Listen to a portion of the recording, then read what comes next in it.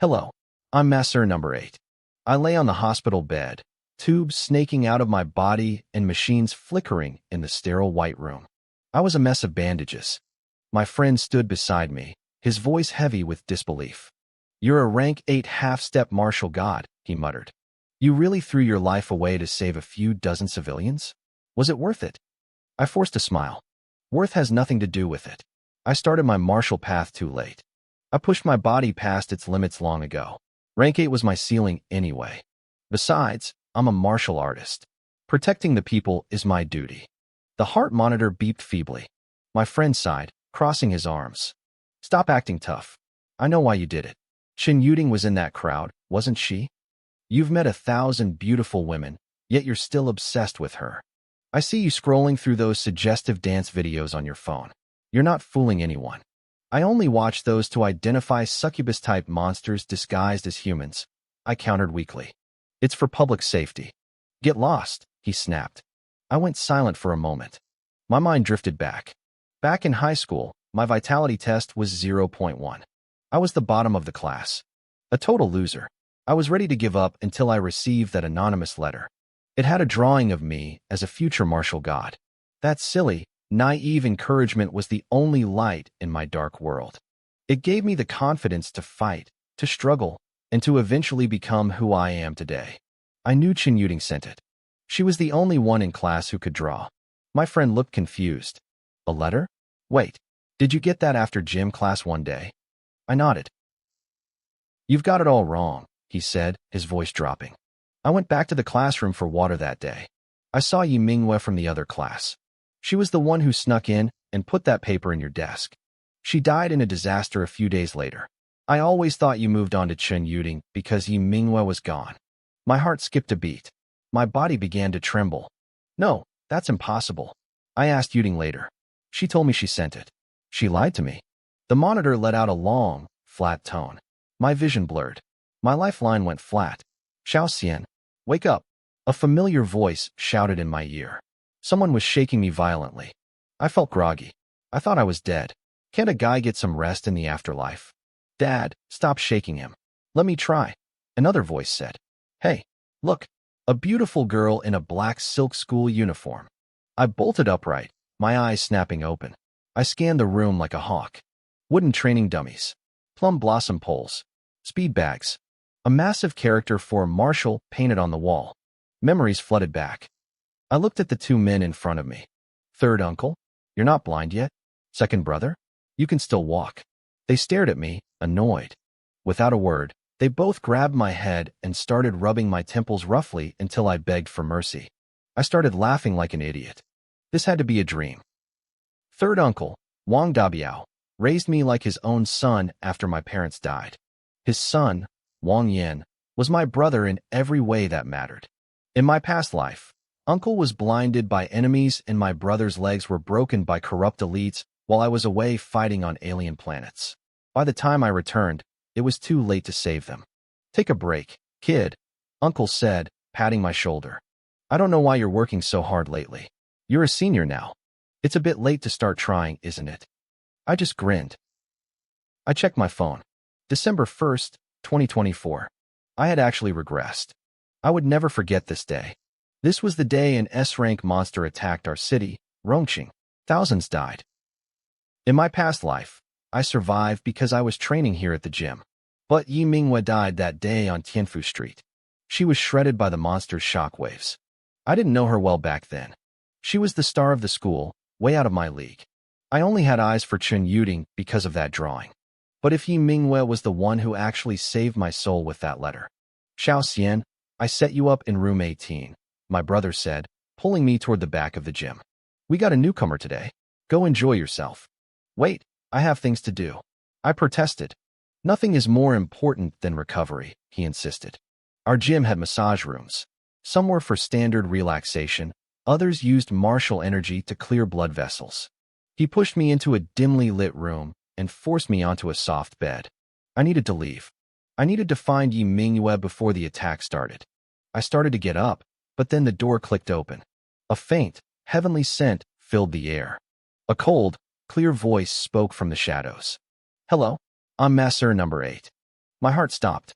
I knew that voice. It was her. My hands are tired, she whispered. Is it okay if I use my feet?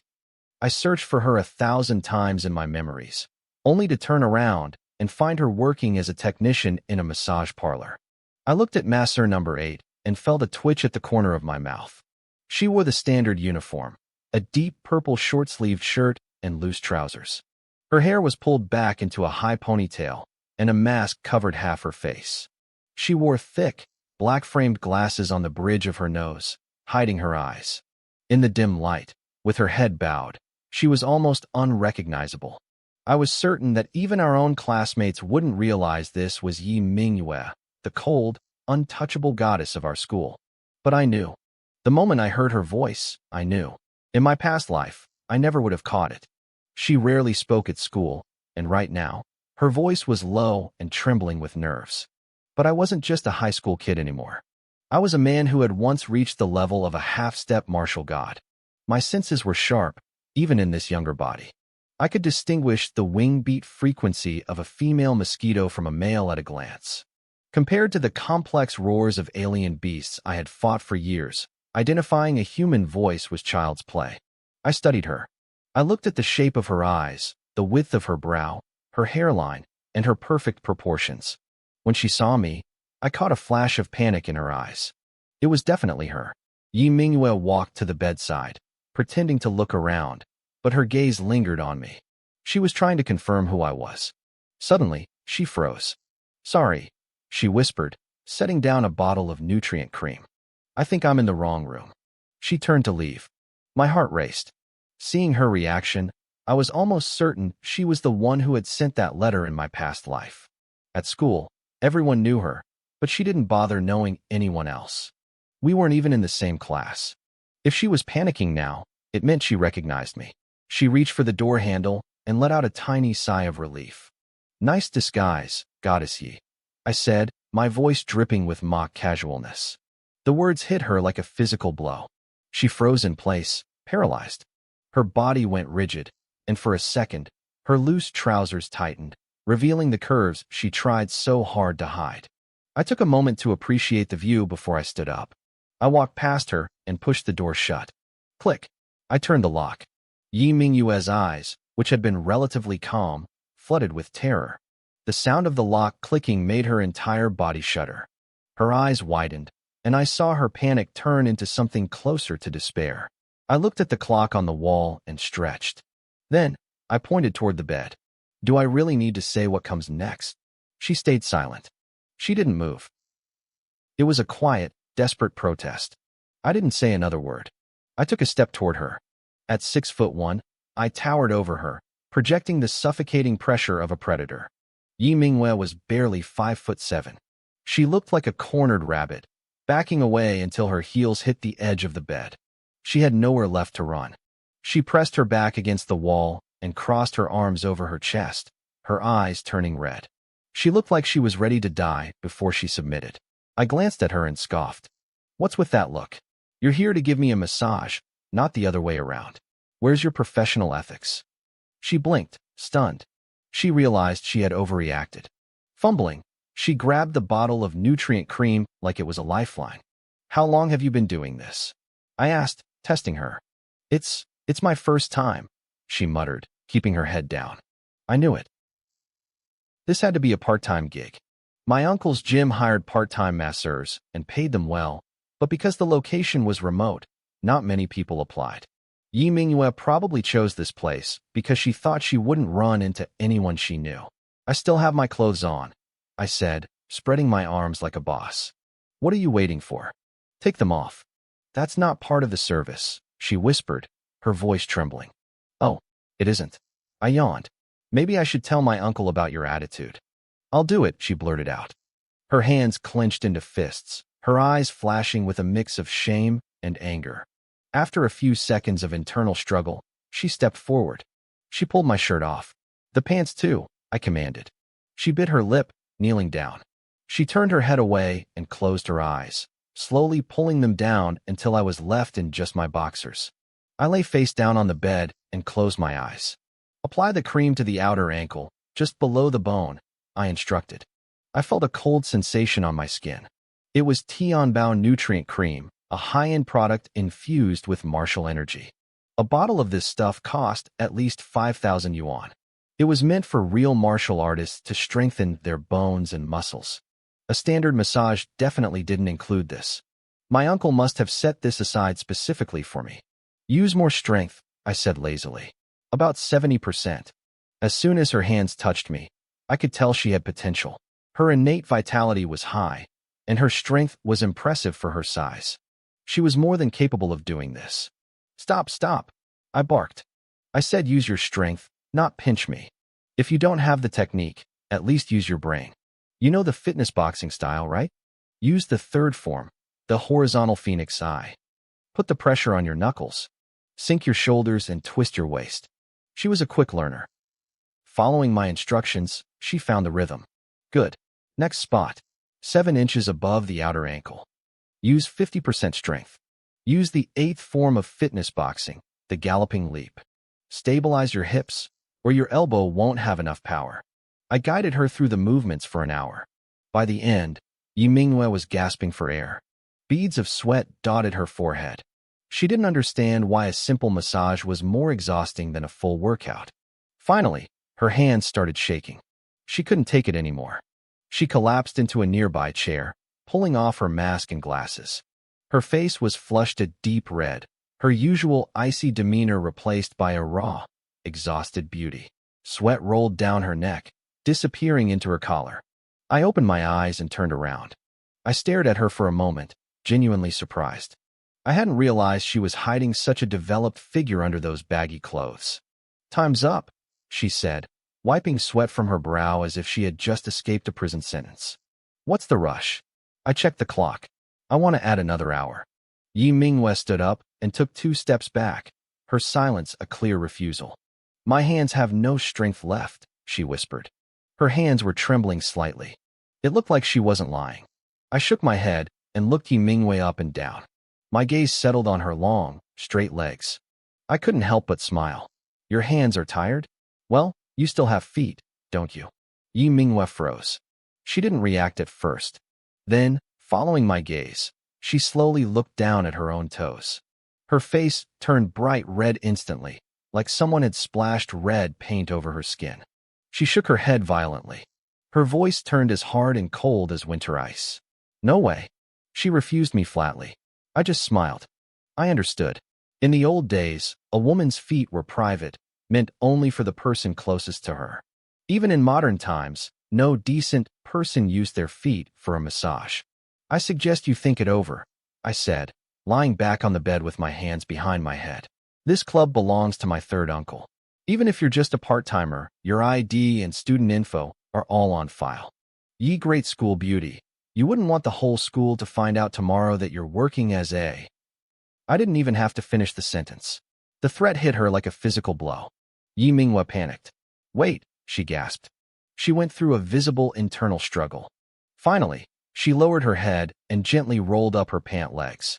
She revealed a section of calf as white as snow. It was stunning. Faint blue veins traced a path down to her instep. Just looking at them felt like looking at a rare piece of art. Come closer, I commanded. I thought for a moment. Put them on the bed. Let me see. Her eyes widened. I kept a straight face. Don't look at me like I'm some creep. I need to check for any odors. What if you're contagious? It's only logical, right? She stayed silent for a few seconds before finally placing her feet on the bed. I leaned in close, frowning with intense focus, inspecting them from every angle like a professional doctor. I even used my hand to fan the air toward my nose. Before she could tremble in shame, I spoke up. A bit sour, school beauty. Go wash them. She bolted.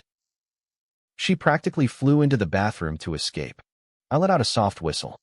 I hadn't been joking about the inspection. I had noticed something incredible. 5 spirit lines on the soles of her feet. In the year 2040, people discovered that if someone awakened a high-level martial talent, their body would manifest these lines. The energy of heaven and earth would gather around that hidden power. Based on the clarity of those lines, she had at least a king-grade talent. I sighed.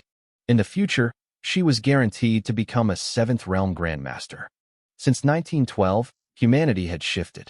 Those with new martial talent were born with extraordinary power. They could unlock genetic locks and awaken supernatural skills.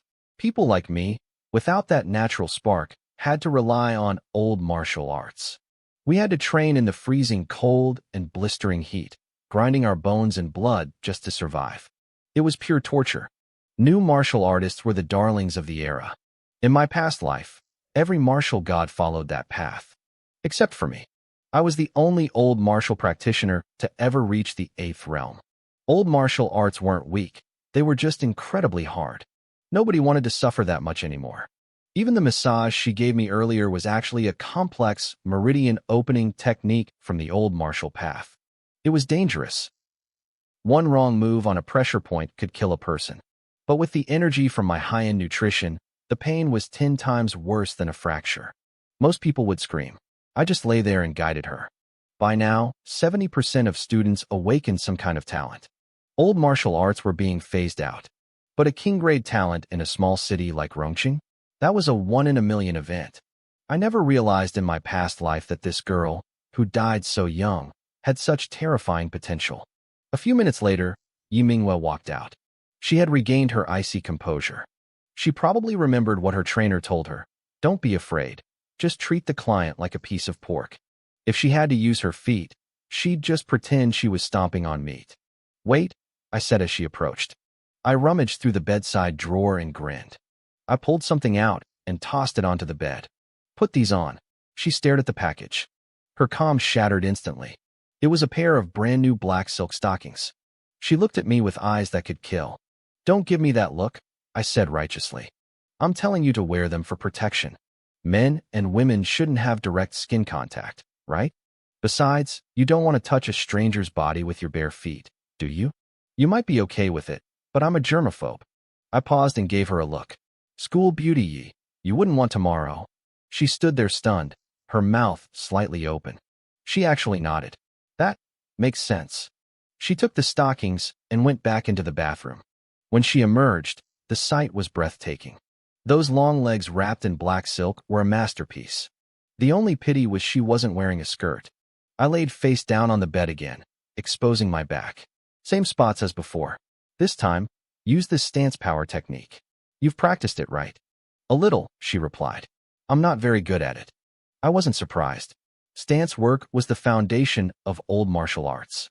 Even though the old ways were fading, schools still taught basic stances to help students improve their physical fitness before their awakening tests.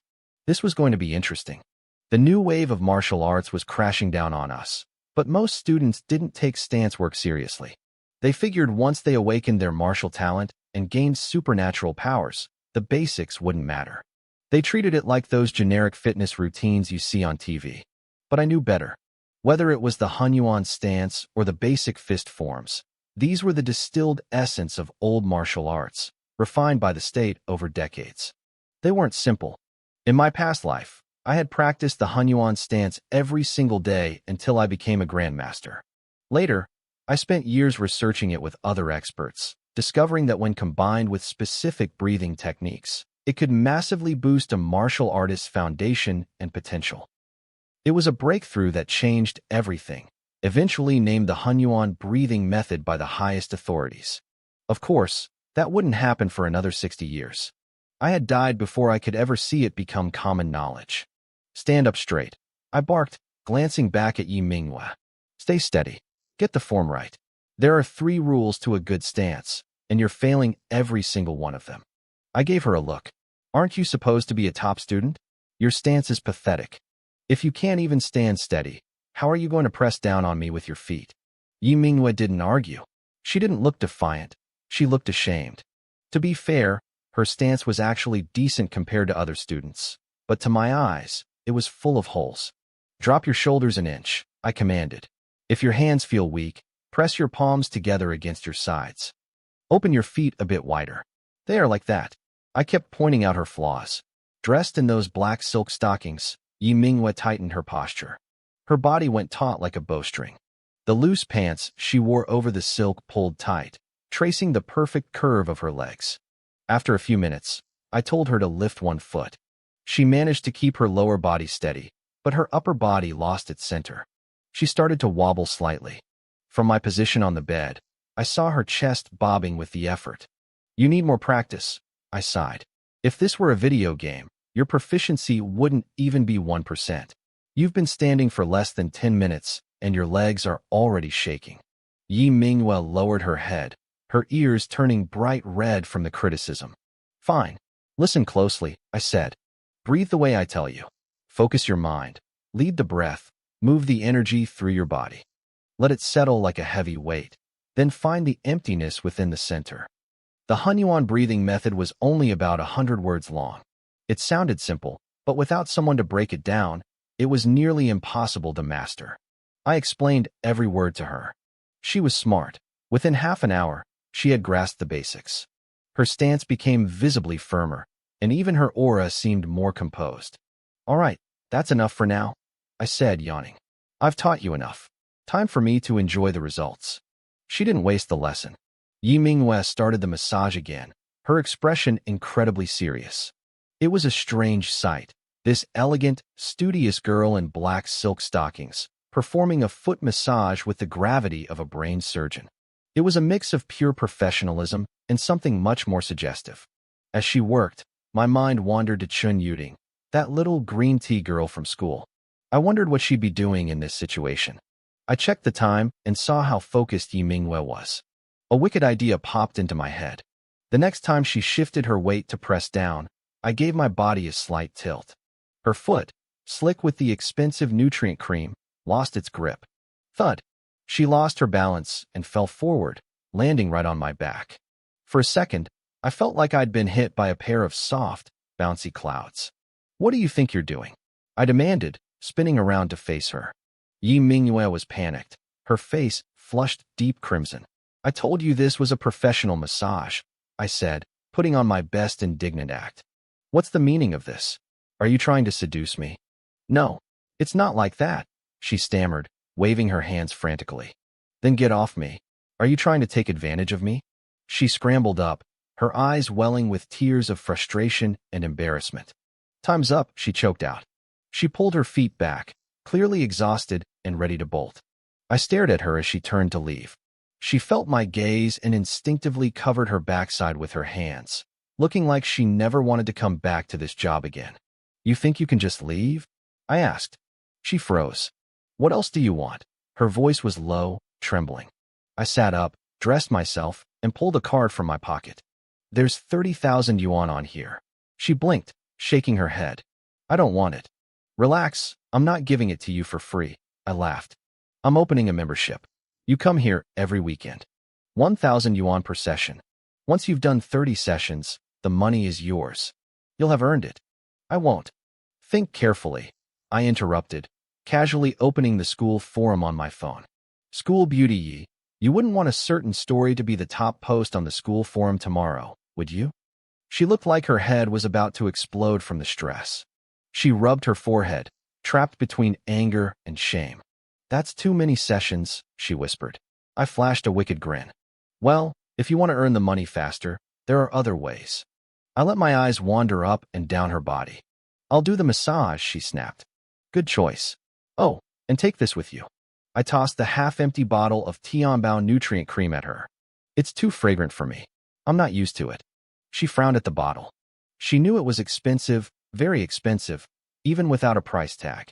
The scent wasn't overpowering. It was a clean, natural fragrance. I don't need it, she said. You do. I countered, pointing at her legs. Your muscles are weak and your breath is short. If you don't use it, you'll be all soft and shaky next time. I don't want you falling on me again and taking advantage of my body. I'm giving it to you for my own sake. I walked toward the door. As I passed her, I tossed the bottle again. She caught it with one hand. Her other hand balled into a tight fist. She had no comeback. As I reached the exit, I felt something. It was like a sixth sense.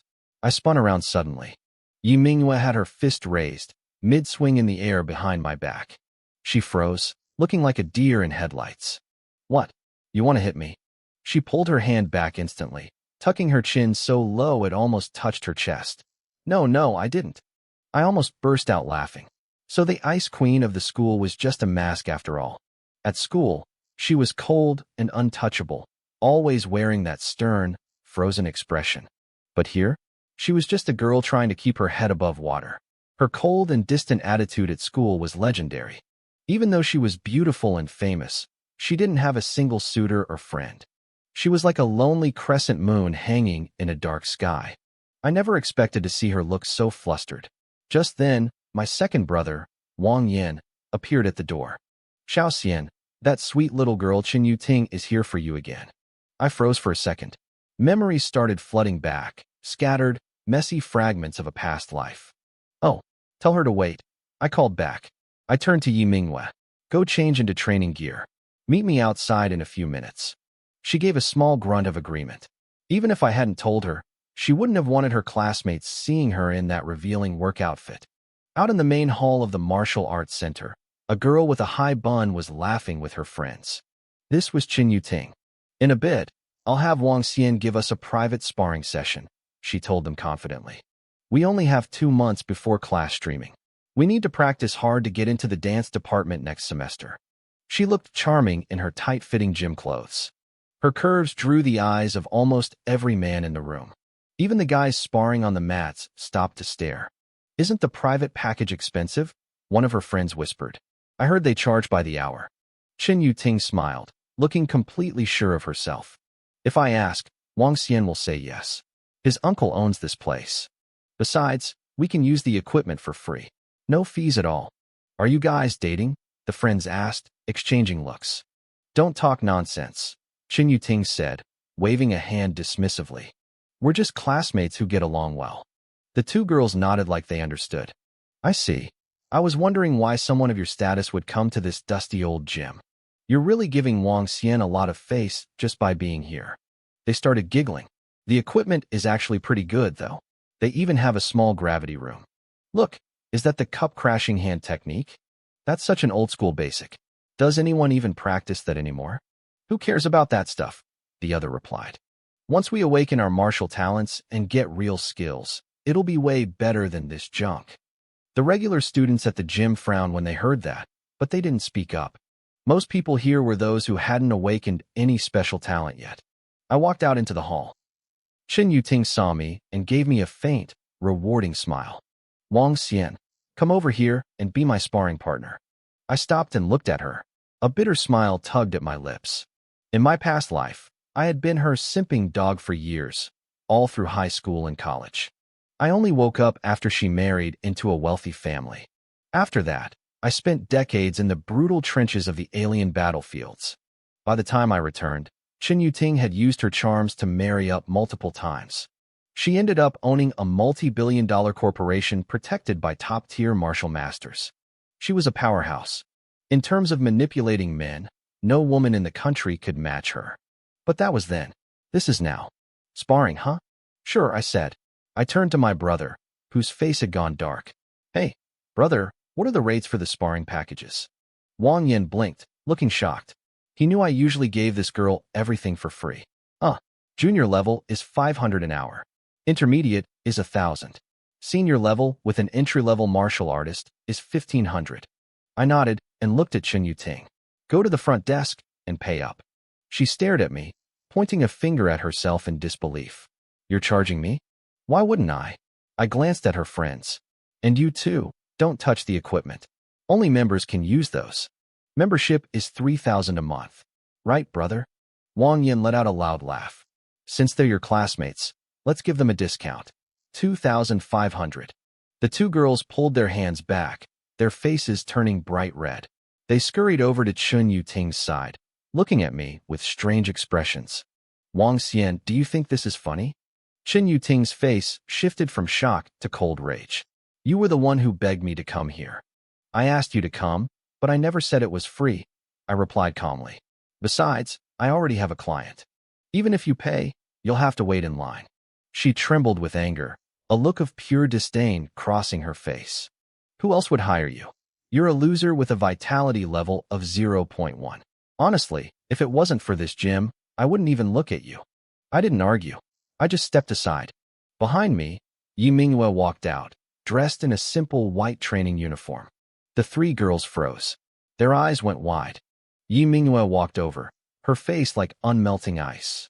She didn't say a word, but her mere presence made Chen Yuting take a step back. Her two friends retreated even further. If Yi Mingyue was the bright moon in the high sky, Chen Yuting was just a dim star. Without the moon, she looked bright. Next to it, she was nothing. The eyes of everyone in the gym shifted instantly from Chen Yuting to Yi Mingyue. Chen Yuting gritted her teeth. She couldn't believe it. The untouchable ice queen of the school was here, with me. Maybe we should just go, one of the friends whispered, tugging at Chen Yuting's sleeve. Chen Yuting snapped her hand away. She looked at me, trying to play her last card. Fine, Wang Xian. Since you're being like this, don't bother bringing me breakfast anymore. I'll just let Li Zihong do it from now on. I clapped my hands together. It's a deal. Promise. I almost laughed out loud. I remembered how hard I had fought for the privilege of bringing her breakfast in the past. Was I really that pathetic back then? You. Chen Yuting was speechless. She took a few deep breaths and sneered. Fine. I didn't really want to be here anyway. I already had other plans. You're just a poser. She grabbed her friends and turned to leave. Wait. I called out. Chen Yuting's lips curled into a smug smirk. She didn't turn around, but her voice got louder. It's too late to beg. You forgot your jacket, I interrupted.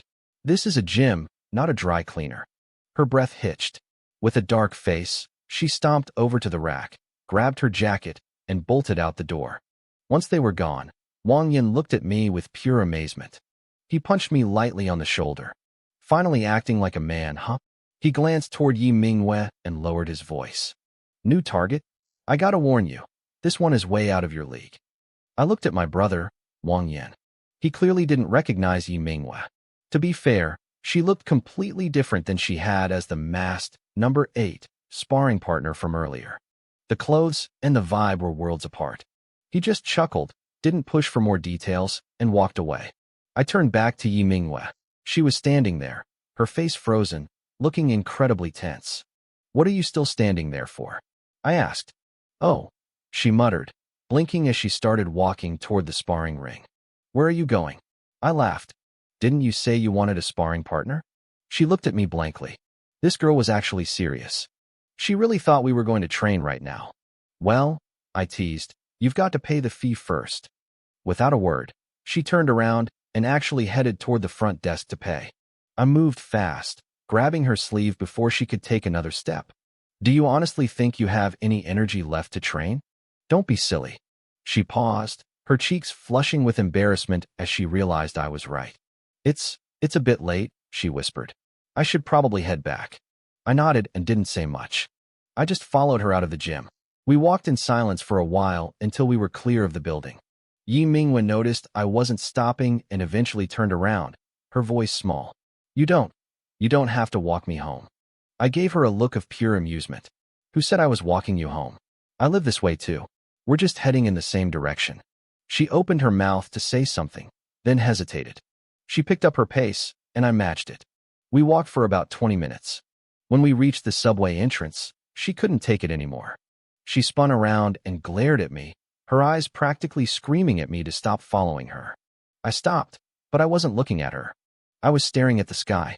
The twilight was turning a muddy yellow, and my chest felt heavy. It's here, I whispered. A massive shadow suddenly swept over the city, blotting out the sun. It was so huge it felt like someone had pulled a black curtain across the world. People all around us stopped. What was that? Someone yelled. A beast? No way, nothing is that big. Maybe a plane? The airport is 100 kilometers away. That was way bigger than a plane. People started pulling out their phones, pointing and snapping pictures of the darkening sky. Then, the world seemed to freeze. A couple in the middle of a fight stayed frozen with their fingers pointed at each other. A businessman eating street food let a piece of boiling hot radish sit in his mouth without chewing. A guy scanning a bike QR code never hit the confirm button. It wasn't that time had stopped. It was fear. An S-class beast's spiritual domain was crushing them. For anyone below the 7th realm, the pressure was physical. For ordinary people, it was total paralysis. Then came the wind. A violent, screaming gale followed the shadow. High above, the city's defense shield flickered into life, a blue curtain of hexagonal energy tiles meant to protect us like a turtle shell. I knew what that thing was. The sky-rending falcon. An adult could weigh 200 tons and span 140 meters. It moved at Mach 10.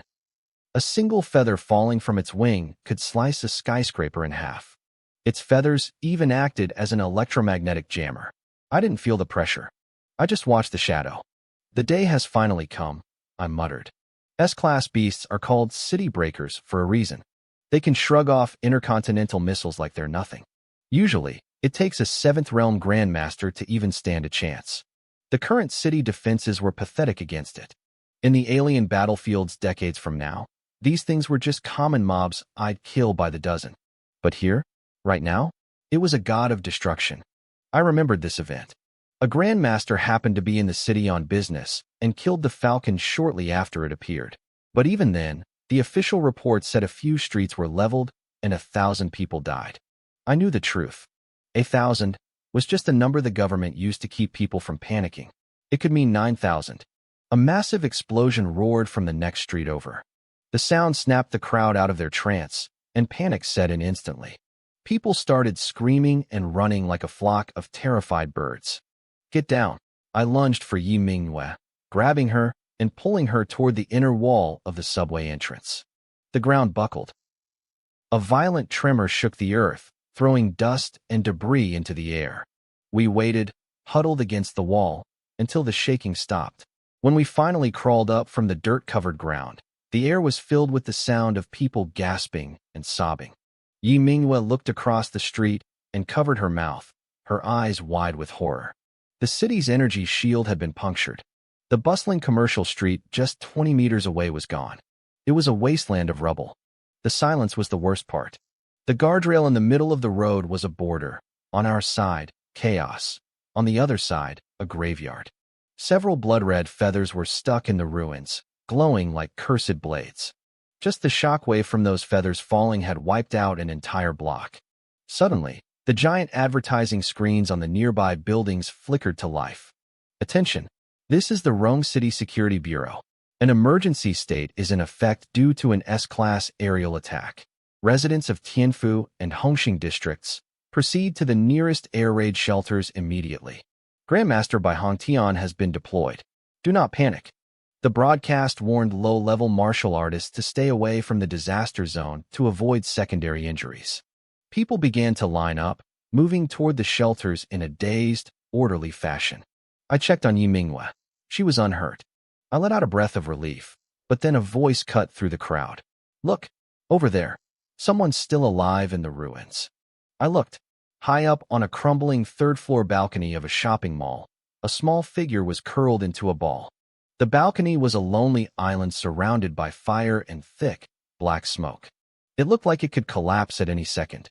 It's a kid, someone shouted. The moving line of people stopped. Everyone was whispering, but nobody moved. Aren't there any third-realm martial artists here? A man asked. The crowd went silent. Nobody stepped forward. Then, I heard a woman's voice near me. She was tugging at a muscular man's arm. Brother Xiong, aren't you going to try? You just have to jump over that rail and get to the balcony. It'll only take a second to grab the child. The man next to me looked at the metal railing separating the safe zone from the ruins. It was just a simple barrier, easy to hop over, but he didn't move. Everyone was staring at him. His face stiffened, and he frowned. Save him? How? The man snapped. We're ordinary citizens. We need to follow orders and stay in line. Going in there just causes trouble for the authorities. He pointed at the wreckage. That was an S-class beast. Even its fallen feathers carry a massive energy field and thick killing intent. If that energy seeps into your body, it rots your flesh and breaks your mind. Without professional armor or spiritual gear, you're dead. I'm not risking my life because some broadcast told me to. The woman beside him whispered, But, aren't you a third-realm martial artist?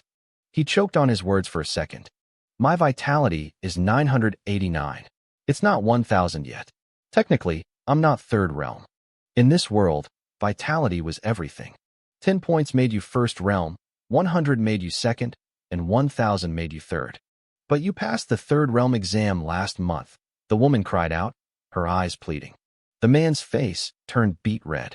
If I die, who takes care of you? Let's just go. The woman went silent. People in the crowd started nodding, trying to justify their own fear. They said he was right. They said going in was just making trouble. They said the professional rescue teams would be here in 30 minutes. But deep down, everyone knew the truth. A child trapped in that smoke wouldn't last 30 minutes. They wouldn't last 5. There were other martial artists in the crowd, too. That 1-meter-high railing was nothing to them physically. But the fear left behind by that S-class beast was a wall 1,000 feet high. Yi Mingwe was gripping my sleeve, so hard her knuckles were white. She bit her lip, staring at the ruins. This was the street she walked every day to get home. If she had arrived just a few minutes earlier, she might have been the one under that rubble. Suddenly, I stepped out of the line. Yi Mingwe's eyes widened. She grabbed my arm with both hands. Wang Xian, what are you doing? What does it look like? I asked, looking toward the mall. Don't be reckless. Her heart was racing. We can't help. I won't let you do something this stupid. This isn't like saving someone from drowning. Even the third realm experts are staying back. I gave her a confident smile. Don't worry. I know what I'm doing. She didn't let go. I didn't pull away. Instead, I looked her in the eyes and asked, Yi Mingyue, tell me. Who am I? She looked confused. You're Wang Xian, a student from Rong City High School. I shook my head. I reached into my pocket and pulled out the folded drawing she had given me. I spread it out, pointing at the heroic figure she had sketched. I am the future martial god. She froze. Her grip loosened as she stared at the paper, her mind clearly spinning.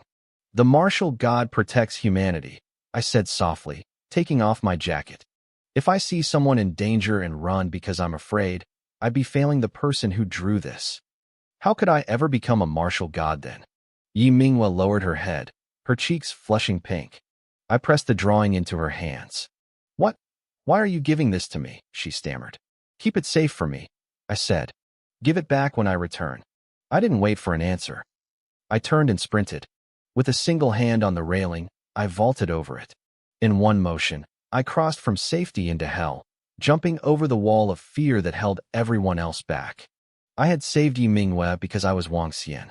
But I was saving this child because I was once the first half-step martial god in history. I felt the power stir within me. Star refining technique, activate. Look, someone's going in, a voice screamed from the crowd. Is he crazy? He's just a kid.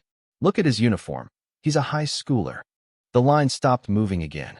Some people watched with white knuckles, others looked away in shame, and some pulled out their phones to record. A few older men shook their heads. Foolish. He hasn't even awakened his talent yet. He's going to die. This is what happens when kids watch too many hero cartoons, someone sneered.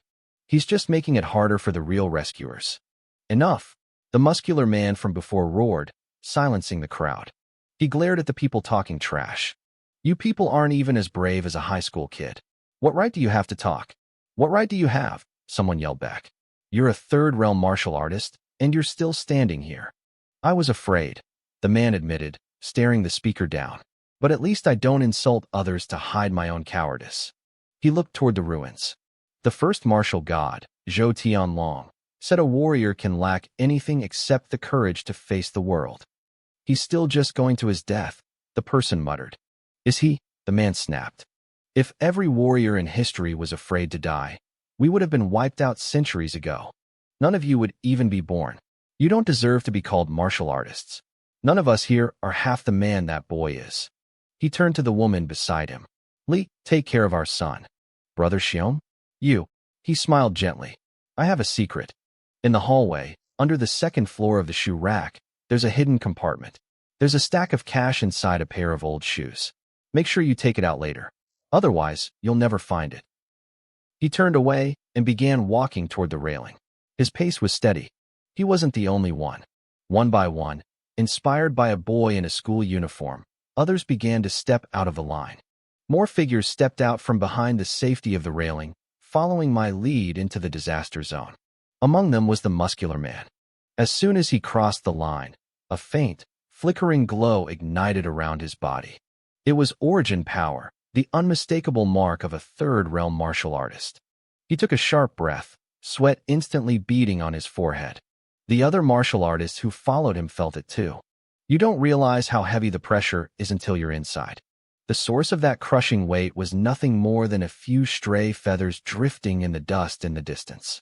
A thin, reddish mist was beginning to rise from the ruins. It was the sign of leaking baleful energy. Usually, when an alien beast invades, the area requires a long period of origin power restoration before humans can live there again. That's the only way to scrub away the lingering filth left by high-order monsters. The big man swallowed hard, nodding to the other Third Realm warriors around him. "Let's do what we can," he whispered, his voice grim. "We probably can't save anyone alive, but we can at least bring their bodies back in one piece." The others nodded. None of them believed a normal person could survive in this environment. "That kid from earlier, he ran in so fast," one muttered. "I don't see him anywhere. He's probably already down." "The energy leak is getting worse," another added, squinting through the haze. "My senses are failing. If only we had a spirit-type martial artist with us.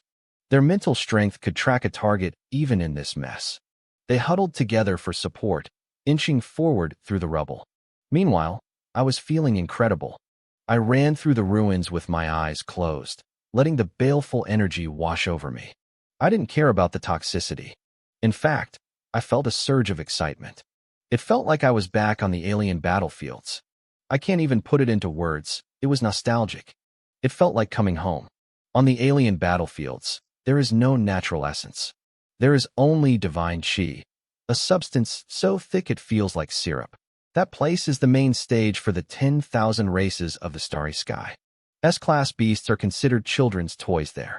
People here call this stuff baleful energy and fear it. They aren't entirely wrong. To a normal human or a low-level martial artist, this energy is pure poison. It's a higher form of cosmic energy called spirit bane. It's much harder to control than the natural energy found on Earth, and far more violent.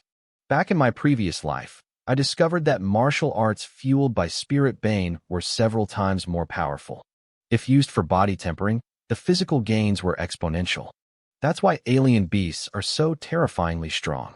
The only problem is that spirit bane carries the will of the beast it came from. It usually shreds a human's sanity. But I wasn't an ordinary martial artist. The lingering will of a hive king? I wouldn't even blink if the king itself stood in front of me. I thought it would take years of cultivation before I could start absorbing spirit bane again. I got lucky.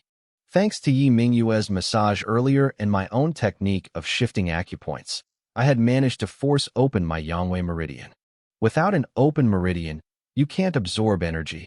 It just sits in your cells until you explode. But with one path open, I could finally trigger the starry sky body tempering art. I smirked and picked up my pace toward a third-floor balcony in the distance. I hadn't forgotten why I was here. I was here to save someone. I knew exactly where they were, but I sensed something slightly special about the survivor, so I slowed down just a bit. I decided to use the walk to cultivate, so I'd have enough strength for the rescue. The starry sky body tempering art was my life's work. I created it by merging decades of ancient martial arts knowledge with the brutal lessons I learned fighting alien races. If mastered, it turns the human body into a heavenly furnace, capable of swallowing stars and moons. Back then, I finished the technique too late to save myself. This time, the timing was perfect. The first step is using cosmic energy to fill the 12 standard meridians and the 8 extraordinary vessels, 20 paths in total. When they link up, they form the divine vein. Once you have that, your power is limitless. You are no longer bound by Earth's weak energy.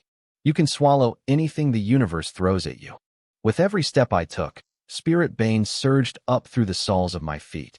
It flowed through my acupoints, Jinmin, Yangjiao, Jianjing, Fengqi, all the way to my forehead. Spirit bane is destructive. As it hit each point, it felt like a hot iron searing through my veins, destroying the old pathways entirely. But as I breathed, I moved the energy according to my secret formula. I used that very same destructive force to rebuild the meridians into something new. This was the divine vein. It was a fusion of cosmic energy and flesh. The pain was beyond the human limit. If opening a regular meridian is like standing at death's door, creating a divine vein is like dancing in front of the Grim Reaper. Only I, the creator, had the experience to pull this off. Not bad, I muttered. The energy here is a bit thin, but it'll do. My movements became lighter. My breathing was rhythmic and deep. Unlike old-school martial arts that require specific poses, my technique allowed me to cultivate while walking, sitting, or even sleeping. Still not enough energy, I noted, looking around. My eyes landed on a few scattered feathers from the Hive King. Up close, they were massive, blood-red, diamond-shaped, and as big as a two-man broadsword. Without the beast's blood to sustain them, they had shrunk, but they were still packed with energy. I stepped onto a feather. Immediately, a massive, ghostly phantom of the Hive King appeared in the air, roaring at me. It was the residual will of the beast trying to crush my mind. I laughed. With a flick of my finger, I shattered the phantom.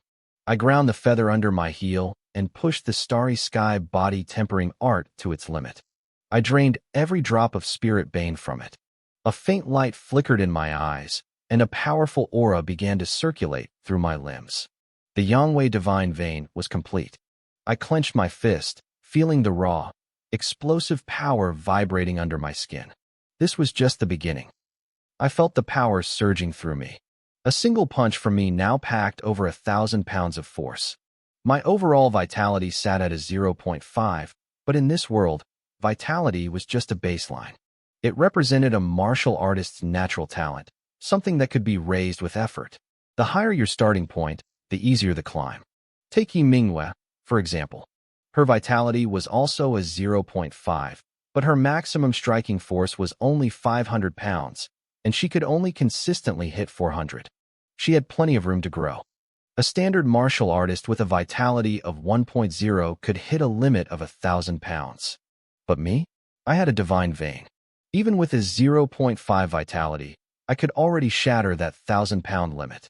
In simple terms, at the same level of vitality, my power would always dwarf theirs. That was the raw, numerical charm of the divine veins and the spirit bane energy. I looked at the massive Hive King feather at my feet. Might as well put this trash to use. I hoisted the giant thing onto my shoulder. It was heavy, but I barely felt the weight. I sensed someone watching me and glanced back, but I didn't care enough to stop. I turned and headed toward the third-floor balcony of the nearby mall. Not far away, a man was clutching his chest, leaning against a crumbling wall. He looked like he'd seen a ghost. He was a rank 3 martial artist, and even he was struggling. In this disaster zone, the thick, toxic energy was suffocating. He had to project his internal force just to keep the corruption at bay, and he was already at his breaking point. Then there was me. I didn't have a shred of protective force around my body. I was walking through the carnage on pure physical strength alone, completely unfazed. He probably thought I was some hidden genius whose talent had awakened early, but even that wouldn't explain how I was standing. He watched as I stepped on that feather. To him, that thing was a source of pure nightmares, an S-grade beast's residual will that could turn a rank 3 martial artist into a mindless puppet in seconds. He told me later he heard the feather scream as I grounded under my heel. The sound alone made his head spin and filled his heart with dread. But I just kept grinding it, enjoying the sensation. To a man who had spent a decade studying martial arts, I was breaking every rule he knew. "Brother, we can't stay. We have to go," his teammates called out from the shadows. The man shivered. He felt a sudden chill, like a predator had just locked onto him. He realized I had spotted him. Even through the thick red mist, I had sensed his presence. He couldn't understand it. His vitality was nearly 1,000. Mine looked like that of a normal high schooler. How could I see him? Was my level higher than his? He didn't wait to find out. Terrified and confused, he turned and fled. I ignored him. I swung the massive feather like a giant fan, parting the wall of flames in front of me. I walked into the mall like a god stepping through fire. As I reached the 3rd floor, I heard a soft, hitching breath. I looked up and saw a little girl. She was tucked into a corner, her eyes wide and trembling as she stared at me. She wore a tattered princess dress and a sky-blue pendant around her neck. The jewelry was glowing, casting a faint blue barrier around her like a protective bubble. She looked like a lost forest sprite trapped in a swamp of blood and fire. I leaped up to the balcony and crouched down. I gave her a small, gentle smile. "Hey there, little one. Want me to take you out of here?" She didn't move. She just stared. I thought about her for a second. In my past life, So many people died in this disaster. Aside from Yi Mingyue, I wanted to save at least one more person this time. I waved my hand in front of her face, but she was catatonic. It made sense. This place was a literal hellscape, littered with corpses and ruins. I was used to it, but for a child, it was the end of the world. My eyes drifted to her necklace. It wasn't just a trinket, it was a high-level martial artifact. Based on the glow, it had a defense rating of at least 100,000 units. That made it a grade 5 piece of equipment, something incredibly rare in this era. Usually, you needed massive vitality just to activate something that powerful. But here it was, keeping her alive in the middle of a nightmare. I reached out my hand again. I didn't know who she was, but I wasn't leaving her behind. Usually, only a martial artist with a vitality of 100,000 can equip high-level gear. But what this little girl was wearing was different. It was an unrestricted protector, the kind of legendary equipment that has no level requirements.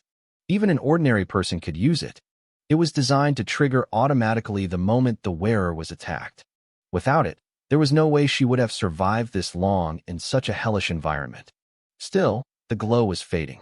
These high-tech artifacts were incredibly vulnerable to the corrosive nature of spirit evil energy. It was a miracle the barrier had held this long against those feathers. "Are you from the rescue team?" the little girl suddenly asked. Her voice was crisp and clear. I blinked. She was still conscious and lucid. I gave her a small smile. "No, but I'm going to get you out of here." I turned around and crouched down, signaling for her to climb onto my back. She didn't move. Instead, she shook her head. "Big brother, can you hold me instead?" she asked. She looked about 7 or 8 years old, her expression dead serious. I paused. "Why should I hold you?"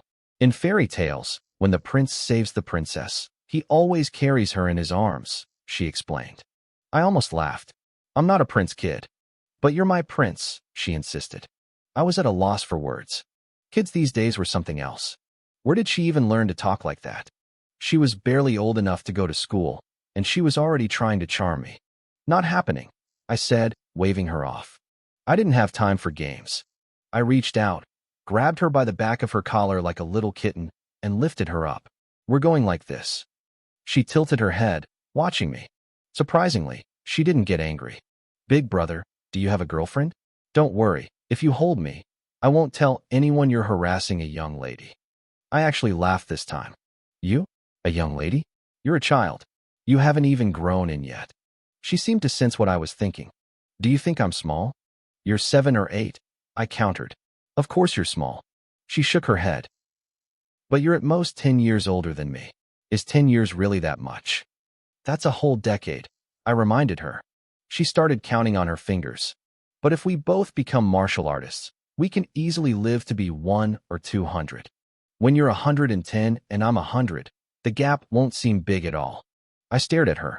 She actually had a point. But I still wasn't carrying her like a princess. She let out a long, dramatic sigh. "Fine. You can carry me on your back then. I'm not a cat or a dog. Being carried by my neck is hurting my self-esteem." "You've got a lot of opinions for someone I'm rescuing," I muttered. I set her down and crouched again. She smoothed out her little dress, tucked her hair behind her ears, and wrapped her arms tightly around my neck. I hooked my hands under her knees and leaped off the balcony. As we moved through the ruins, the blue light from her pendant enveloped us both. "Big brother, are you a martial artist?" she whispered. "Not yet. If you aren't a martial artist or a rescuer, why did you come in here to save people?" She paused, then her voice took on a dreamy quality. "I know. You must be my future lover. You regretted losing me, so you reincarnated and came back in time specifically to save me, right?" "Stop reading web novels," I told her. "Then why did you come?" "No one else came for us." I felt a pang of sadness in her voice. "I can see the outside," she continued. "I see them all standing there. They didn't come because they couldn't," I explained simply. "They were afraid, or they weren't strong enough. I came because I wanted to. I wasn't afraid, and I knew I could make it. It's that simple." We kept talking as I navigated the wreckage. One question after another, she didn't stop. By the time we reached the perimeter, the big man I'd seen earlier was slumped against a railing, exhausted. The first wave of the official rescue team had arrived. A woman screamed and threw herself into the big man's arms. sobbing with relief. But the crowd hadn't dispersed. Hundreds of eyes were fixed on the fog. It had been 30 minutes since the disaster started. Reporters, special agents, and medical teams were everywhere. "Uncle, did you find them?" a cold, anxious voice asked. The big man looked up. It was Yi Mingwe. The other martial artists who had escaped were silent, unable to meet the hopeful eyes of the crowd. "I'm sorry," one of them whispered. "We didn't find anyone else." The air seemed to get heavy. Yi Mingwe clenched her fists, her face turning pale. She looked like she was about to collapse. Everyone knew what this meant. If even rank 3 martial artists barely made it out alive, what chance did a high school student and a little girl have? The big man stayed silent. He wanted to say that the kid might still be alive, but he didn't want to give them false hope. "I am Chung Wu, from the Tianfu District Security Bureau," a man in a blue uniform said, stepping forward. He looked at the battered martial artists with respect. "Don't blame yourselves. Anyone who enters a disaster zone like this is a hero. We'll take it from here." Internally, Chung Wu sighed. He knew the statistics. In an S-rank disaster zone, the survival rate for ordinary people was effectively 0. "Captain, we're picking up a life sign," someone shouted. "Someone is coming out." The crowd froze. Every eye turned toward the swirling red mist. A silhouette appeared, walking steadily through the haze. As I stepped out of the fog, the silence was shattered. The crowd erupted into a deafening roar of cheers. "He did it. I knew he could. Look, he saved the kid." The people who had called me suicidal earlier were now shouting my praises. The dark cloud of fear brought by the S-rank beast seemed to lift for a moment. Even the rank 3 martial artists stared at me in disbelief. The big man rubbed his eyes, making sure he wasn't hallucinating. He'd seen me in there, but seeing me walk out was different. Chung Wu, the captain, moved instantly. He spotted the glowing blue barrier, and his eyes widened. "Captain, is that a grade 5 artifact?" a team member radioed in. "I have eyes. I can see that," Chung Wu snapped, though his heart was racing. He signaled his men to hold back the reporters and the surging crowd. He walked up to me. I looked like a regular high school kid, handsome, calm, and completely unfazed. "Young man, are you all right?" Chung Wu asked. I nodded and started to set the little girl down. But she tightened her grip around my neck, refusing to let go.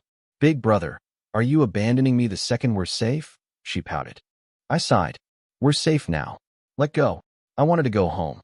"I need to go," the little girl whispered, her voice weak and trembling. She didn't look like she wanted to let go. In fact, she squeezed my neck even tighter. The medical staff rushed over to take her, but things got awkward fast. They didn't want to force her, but she wasn't moving. I didn't have time for a stalemate.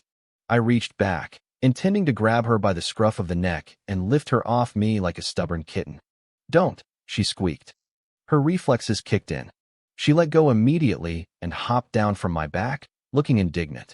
"Big brother, can you not do that?" She clearly didn't want to be carried around like a puppy in front of all these people. I just waved my hand. "Bye-bye." I turned to leave, but Chung Wu cleared his throat, stopping me. "Young man, you just came out of a disaster zone. You should come with us for a medical checkup." He looked concerned. "The red mist contains malevolent energy.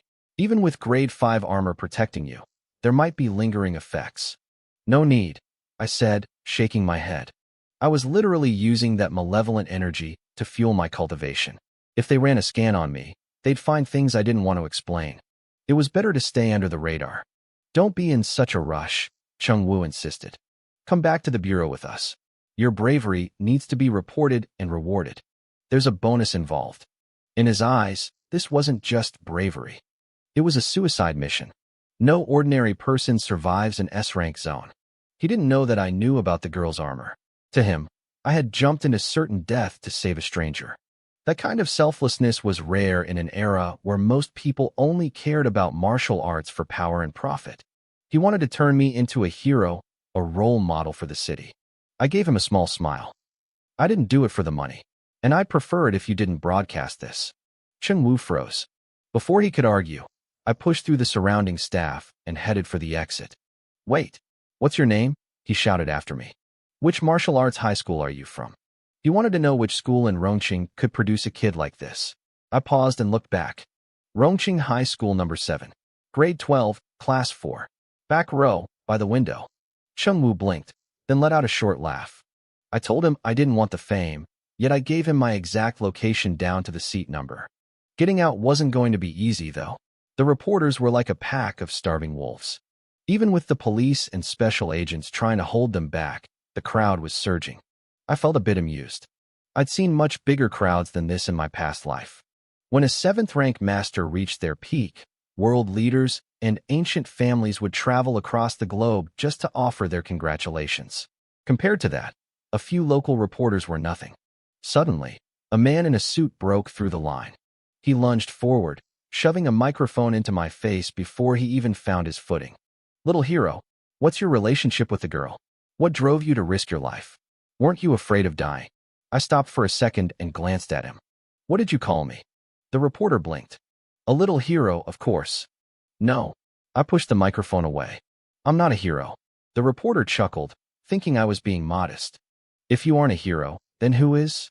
I pointed to the special agents nearby, then to the paramedics, and finally to the rescue teams still diving into the red mist to stabilize the zone. "They are," I said simply. The reporter went silent. He had a dozen clickbait questions ready to go, but my answer killed them all. The crowd around us went quiet too. I didn't waste the opportunity. I grabbed Yi Mingyue, who was still standing there in a daze, and ran. We bolted through the streets as the sun began to set, leaving the chaos behind. We didn't stop until we reached the next subway station. The orange glow of the sunset hit Yi Mingyue's face, highlighting the faint, dried tear tracks on her cheeks. "Hey, classmate Yi," I said, leaning in with a grin. "Were you crying?" "No," she snapped, quickly turning away and stepping into the shadows to hide her face. I didn't tease her further. I held out my hand. "Give it back." "What?" She was still a bit flustered. "My jacket." She realized she was still clutching it tightly. She handed it over, along with the drawing she had held onto for me. Her face was turning a deep shade of red. I took the drawing and said something I never got to say in my previous life. "Thanks." It's nothing," she stammered, looking at her feet. "Was yours anyway." She seemed like she wanted to disappear. She turned and started walking toward her house, which was nearby. "Classmate Yi," I called out to her back. "Make sure you practice those moves I taught you." She stiffened but kept walking, picking up her pace. "Because if you haven't improved by our next massage session." She didn't let me finish. She broke into a full sprint and vanished around the corner, leaving nothing but a lingering sense of embarrassment in the air. Over at the Rongqing Safety Bureau, the atmosphere was a lot more tense. "You wanted her to die of a cold?" A woman's voice screamed, echoing through the halls. Chungwoo had just walked in and flinched at the volume. He frowned, wondering who had the guts to scream at a grandmaster like that. Today, if it wasn't for Grandmaster Bai Hongtian, the whole city might have been wiped out. He noticed his colleagues were all looking at the floor, pretending to be busy. He peeked into the break room and saw the man himself, Bai Hongtian. The 7th-rank Grandmaster was covered in wounds from the S-rank beast, his face flushed with frustration. "I had to kill that beast first," Bai Hongtian roared back. "Don't give me that," the woman interrupted. She was beautiful, but her face was twisted with rage. "I'm asking you why you didn't save your daughter first." Chungwoo realized this was Bai Hongtian's wife. "If I had gone for Xiaoxi first, even for a few seconds, thousands of people would have died," Bai Hongtian said, his voice dropping. "I am a 7th-rank Grandmaster. My duty is to the country and its people." It was a noble sentiment, but his wife wasn't having it. "You can't even protect your own daughter. What good is protecting the country?" She kept berating him, and the powerful warrior just stood there, his face a mask of grief and silence. Chungwoo couldn't take it anymore. He stepped into the room. "Grandmaster Bai," he announced loudly, "I have some good news." The next morning, I stood at the gates of Rongqing High School No. 7. I had my bag over one shoulder and breakfast in my hand, staring at the gold lettering on the sign. The memories hit me hard. The familiar buildings, the training grounds, the cafeteria, it felt like looking at an old, faded painting. In my last life, 60 years had passed since I stood here. Now I was back. Suddenly, a sharp shout came from the side. "Hey, you! Students aren't allowed to climb the buildings." I turned my head. Not far away, a fairly handsome guy was jumping.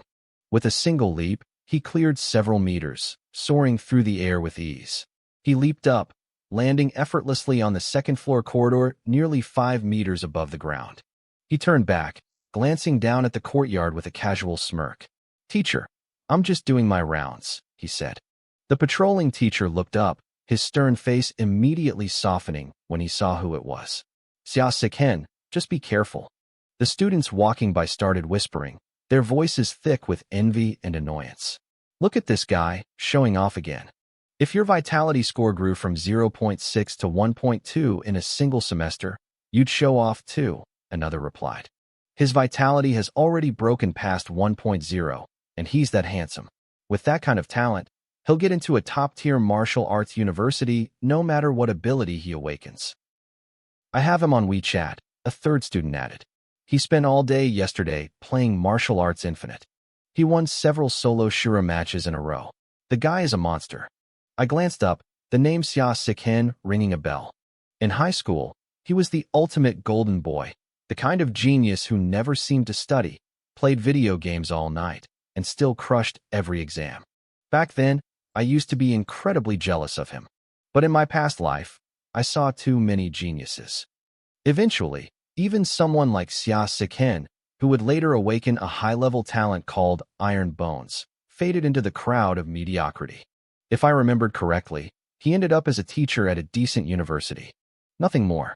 I shook my head and walked into the teaching building. When I reached class 9, I paused. This was Yi Mingyue's class. It was barely 6 in the morning.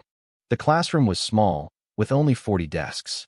Yi Mingyue was already there, sitting right in the center of the front row, the throne reserved for the top student. She wore an old-school uniform that had been washed so many times it was turning white. Her eyes were closed, her lips moving silently as she memorized her lessons. I frowned slightly, looking around the empty room. Then, I walked straight in and tapped on her desk. "Morning, teacher," she blurted out, her eyes snapping open. When she saw it was me, she froze. "You look energetic, classmate Yi," I said with a smile. "Had breakfast yet?" "I ate," she said quickly. "Where?" "The school cafeteria." "What did you have?" She hesitated for a second. "Noodles." "What kind of noodles?" "Beef noodles." "Stop lying," I said, cutting her off. "The cafeteria doesn't sell beef noodles on Monday mornings." I set the bag I was carrying onto her desk. The scent of fresh food immediately filled the air. "You didn't eat anything. Take it." "I don't want it," she said, shaking her head. "You should eat it before anyone else gets here," I told her, ignoring her protest. "Otherwise, I can't guarantee what stories might show up on the school forums today." I didn't wait for an answer. I turned and walked out before she could even stand up. Behind me, Yi Mingyue looked down at the breakfast with a worried expression. It was a warm pancake stuffed with 2 juicy meat patties and a cup of hot milk, exactly what a student needed for a long day of training. After a moment, she glanced left and right to make sure the coast was clear. Then, she picked up the pancake and took a huge, guilty bite, her cheeks puffing out like a squirrel. When I got back to class 4, a few people were already there. "Holy crap, is the sun rising from the west today? You're actually early." A guy with a face that was somehow both ugly and handsome at the same time leaned over, looking shocked. This was Zhou Shuquan, my best friend from high school. He was a top student in the liberal arts and the backbone of our class. In my previous life, he was the only one who stayed by my side until the very end. "I was just bored," I said, shrugging. "Where's the breakfast you usually bring for Chin Yuding?" he asked. "Gave it away." "To who?" "Yi Mingyue, from class 9. Zhou Shuquan gaped at me. Then he started laughing. "You gave it to the Ice Queen? What's the plan? You trying to get the food cold enough to give Chin Yuding a stomach ache?" We traded insults for a few minutes until the classroom started filling up. Suddenly, a girl walked in, drawing the eyes of every boy in the room. Chin Yuding was wearing the standard school uniform, but she had altered it to be tight-fitting, showing off her curves. She scanned the room, her eyes landing on me for a split second. She let out a cold snort and walked past me to the 3rd row without a word.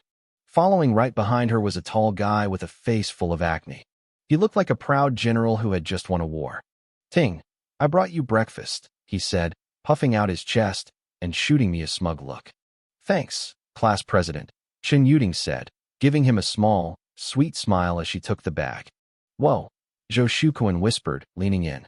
Looks like Li Zihong just stole your spot as her favorite dog. You used to be the one bringing her food every day. Why would a human fight a dog for a spot? I said casually, then leaned back and closed my eyes. Zhou Shukuan blinked. From the corner of my eye, I saw Chen Yuding glance back at me. When she saw my indifferent expression, her brow furrowed. She was clearly annoyed. I knew what she was thinking. Keep acting. Let's see how long you can hold out. At 7 o'clock, the school speakers crackled to life. It was time for the morning martial arts drills. We all filed out to the playground to practice the bodybuilding fist, a national standard technique. For most students, it was just a way to stay fit. But in the right hands, it was a lethal art. Most people never reached its true potential because they lacked the raw power to unlock its higher forms.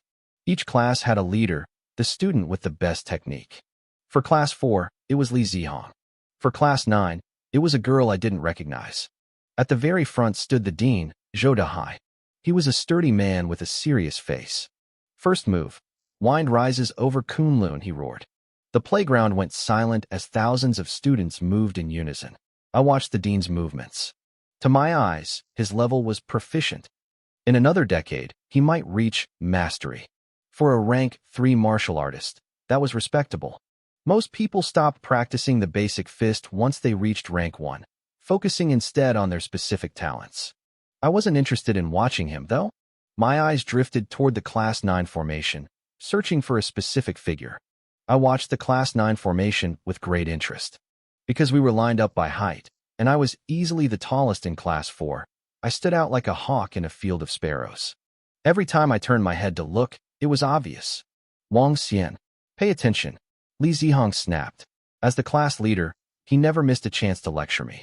He used a turning move in the form to spin around and glare at me. Your technique is trash, yet you're still looking around, he hissed. You're ruining our class image. Watch out, or old man Shui will catch you. I didn't bother replying.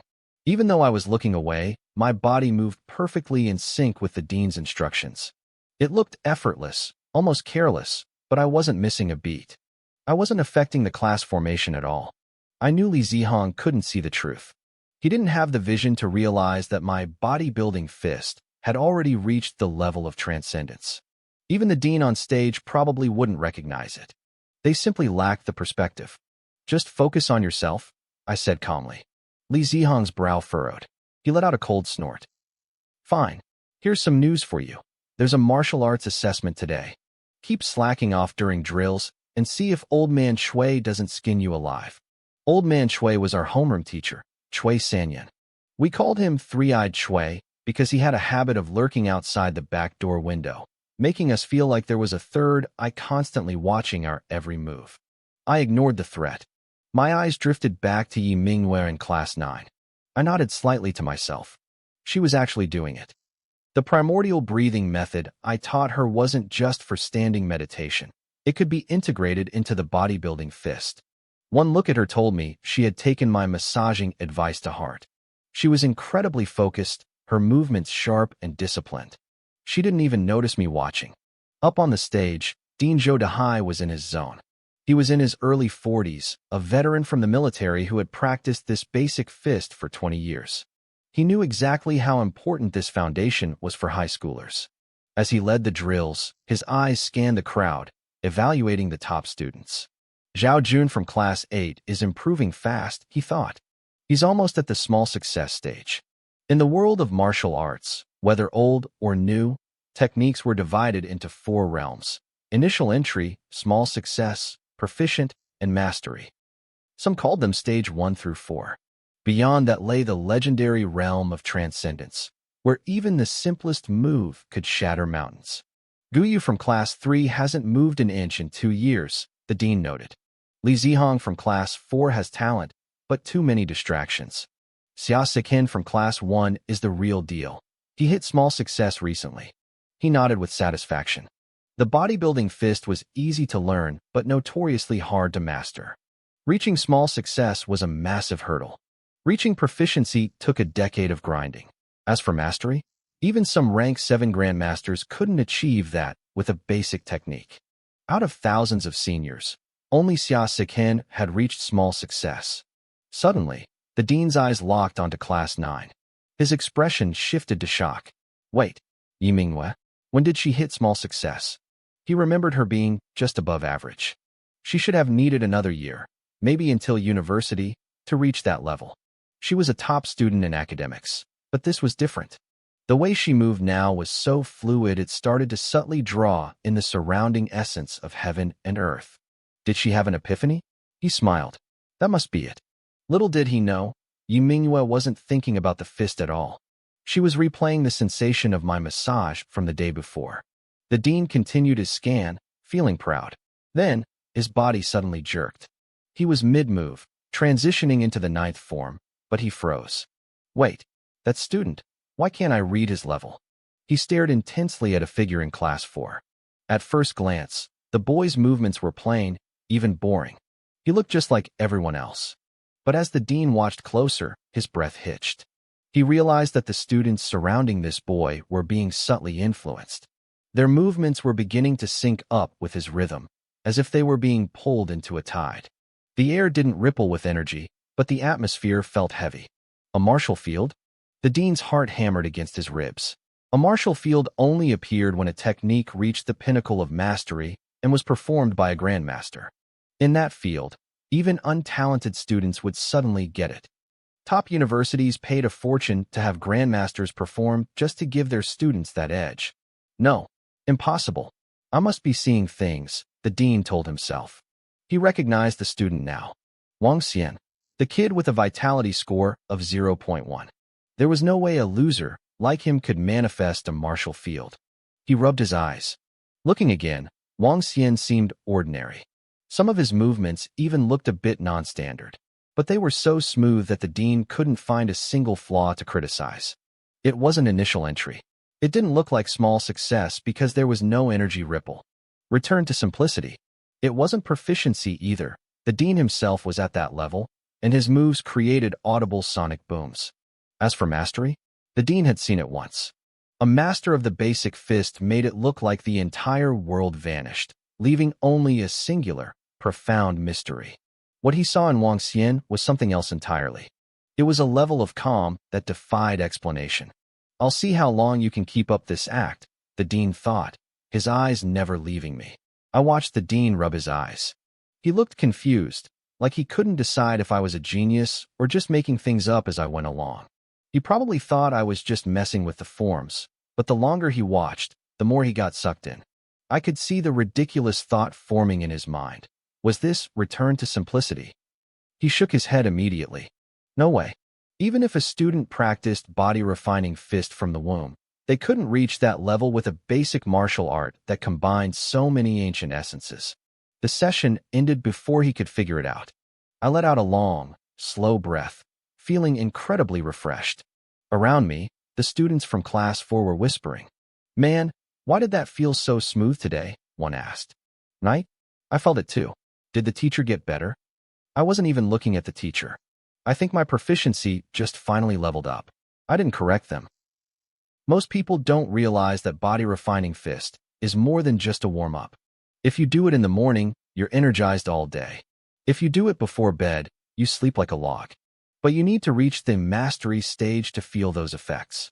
That's why top universities use it as a graduation requirement. If an ordinary person practiced this perfectly for a lifetime, they'd live to 100 without ever getting sick. By 7:30, the morning drills were over, and it was time for regular classes. Foreign language class next. Score, my friend Josu Kuan said, his eyes practically glowing as we headed back to the classroom. Our teacher, Su Wei, was a stunning woman in her early 30s with wavy hair. Even in her dark professional suits, she was the reason half the guys in school actually showed up for language credits. I remembered Kuan's future. The dog actually ended up marrying his university professor, a divorced woman 10 years older than him. The guy definitely had a type. But the light in Kuan's eyes died the moment a bald head popped into the doorway. Your language teacher is sick, the man barked. It was the dean, known to us as Old Shui or Three Eyes, because of his piercing gaze. Everyone to the martial field. We're doing 3 consecutive periods of testing. Move. The classroom erupted in groans. Language class was a vacation, The martial field was a torture chamber. Testing meant physical endurance and memory drills, and old Shui was a tyrant. How many times has Teacher Sue been sick this month? Kuan sighed. We stood up and joined the crowd. I know the liberal arts only count for 30% of our grade, but this is overkill. We walked out to the martial field, a massive area the size of several football pitches. It was packed. Different classes occupied different zones to avoid clashing.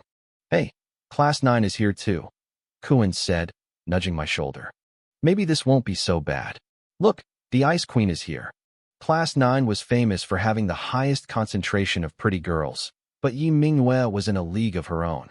She was wearing a tight-fitting training suit with her hair pulled back in a ponytail. Even in simple gear, she looked incredible, calm, cold, and perfect. I felt her eyes on me for a second before she quickly looked away. She knew I'd seen her. What are you looking at? Old Shui roared. 3 minutes. Get to the locker rooms and change. The guys bolted like they'd been injected with adrenaline. I was heading for the door when a familiar voice stopped me. Wang Xian. I turned. It was Qin Yuting. She was holding her training gear, her chin tilted up with that same old pride. With your usual scores, you'll probably only last 2 or 3 minutes in the stance test, she said. When you're done, go buy me some water. Bring a few extra bottles, and I'll forgive you for earlier. I didn't even slow down. You have hands and feet.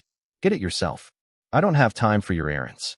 I turned to walk away, but she stepped in front of me, her eyes flashing. You're so petty.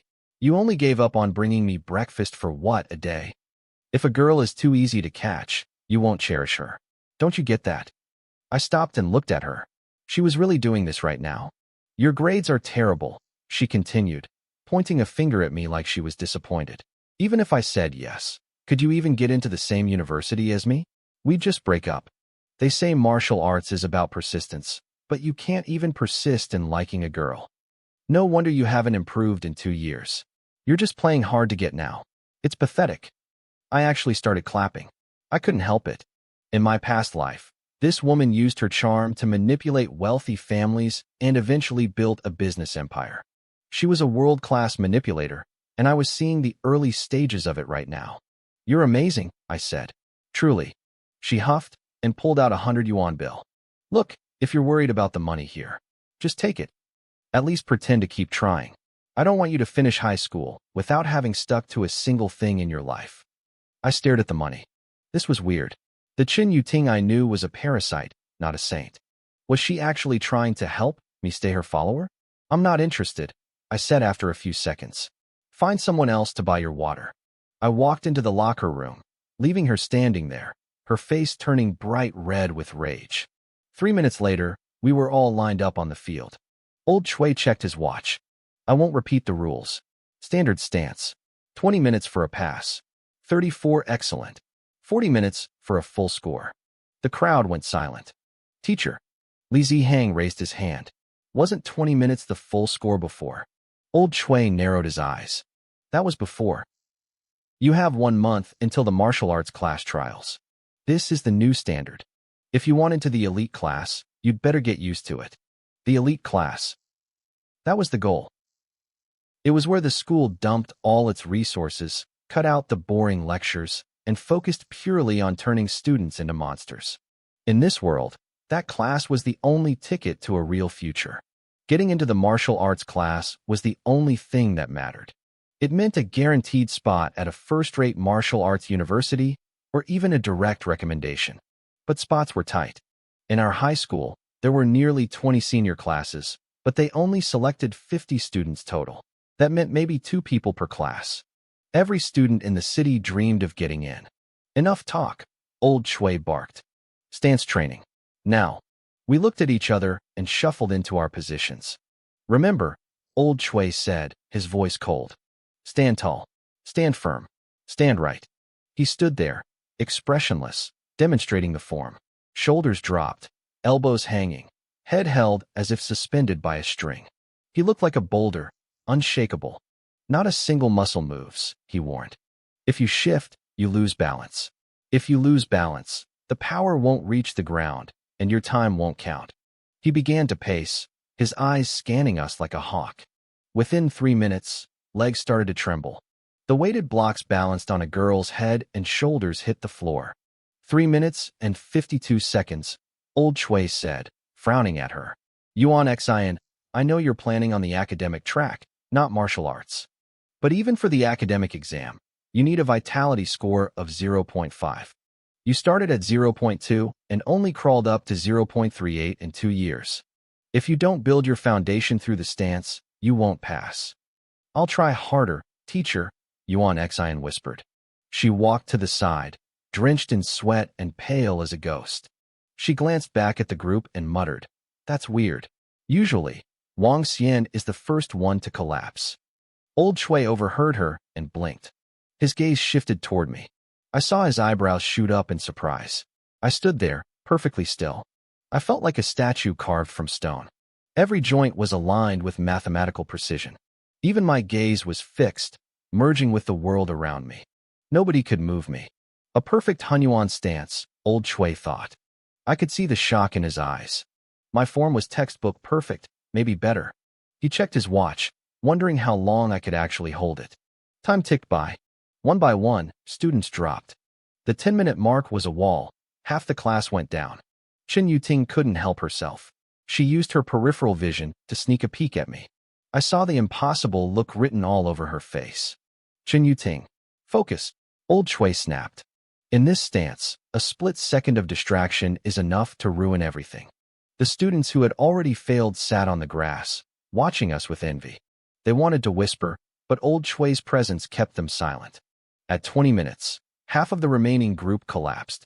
Only about a dozen of us were left. At 30 minutes, it became a war of will.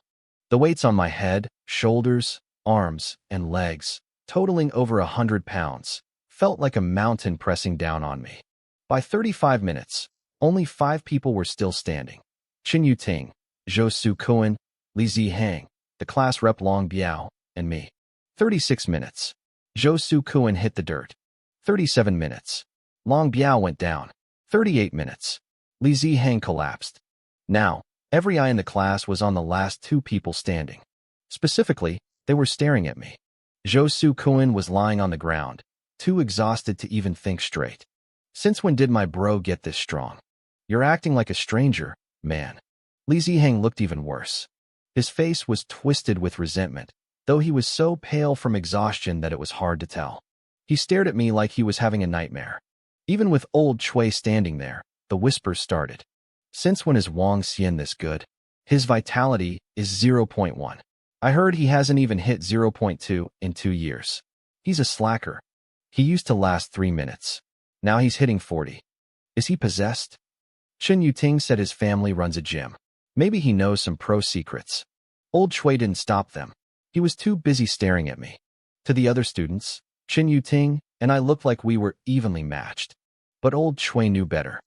He could see she was at her absolute limit, while I was barely breaking a sweat. The timer hit 40 minutes. Old Chui clicked it off. Time. The second he spoke, Chen Yuting crumpled. The weights fell off her body with a series of loud metallic clangs. She didn't have the strength to stand, so she just sat there, staring up at me in pure shock. I didn't collapse. I smoothly transitioned out of the stance, flicked the weights up into the air with a slight shrug, and caught them effortlessly in my hands. It was slow, deliberate, and easy. Chen Yuting, full score, old Chui announced. He paused, looking at me. Wang Xian, full score. The class exploded into chatter. They finally saw the difference. I could have kept going for hours. I glanced at Chen Yuting. She got 40 minutes because that was her limit. I got 40 minutes because that was the maximum score. 10-minute break, old Chui roared. Hydrate. Next is the memory assessment. He gave us one last look and walked toward the office.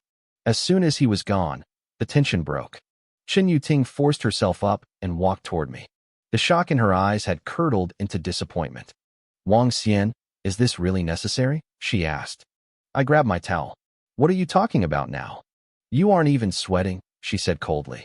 This is so fake. Did you take a stimulant? The crowd went silent. Li Zihang started laughing. Of course. That explains it. A 0.1 vitality score lasting 40 minutes? You definitely took a vitality booster. There's no way your body could handle a Hunyuan stance for that long otherwise. The others started nodding. I knew it was weird.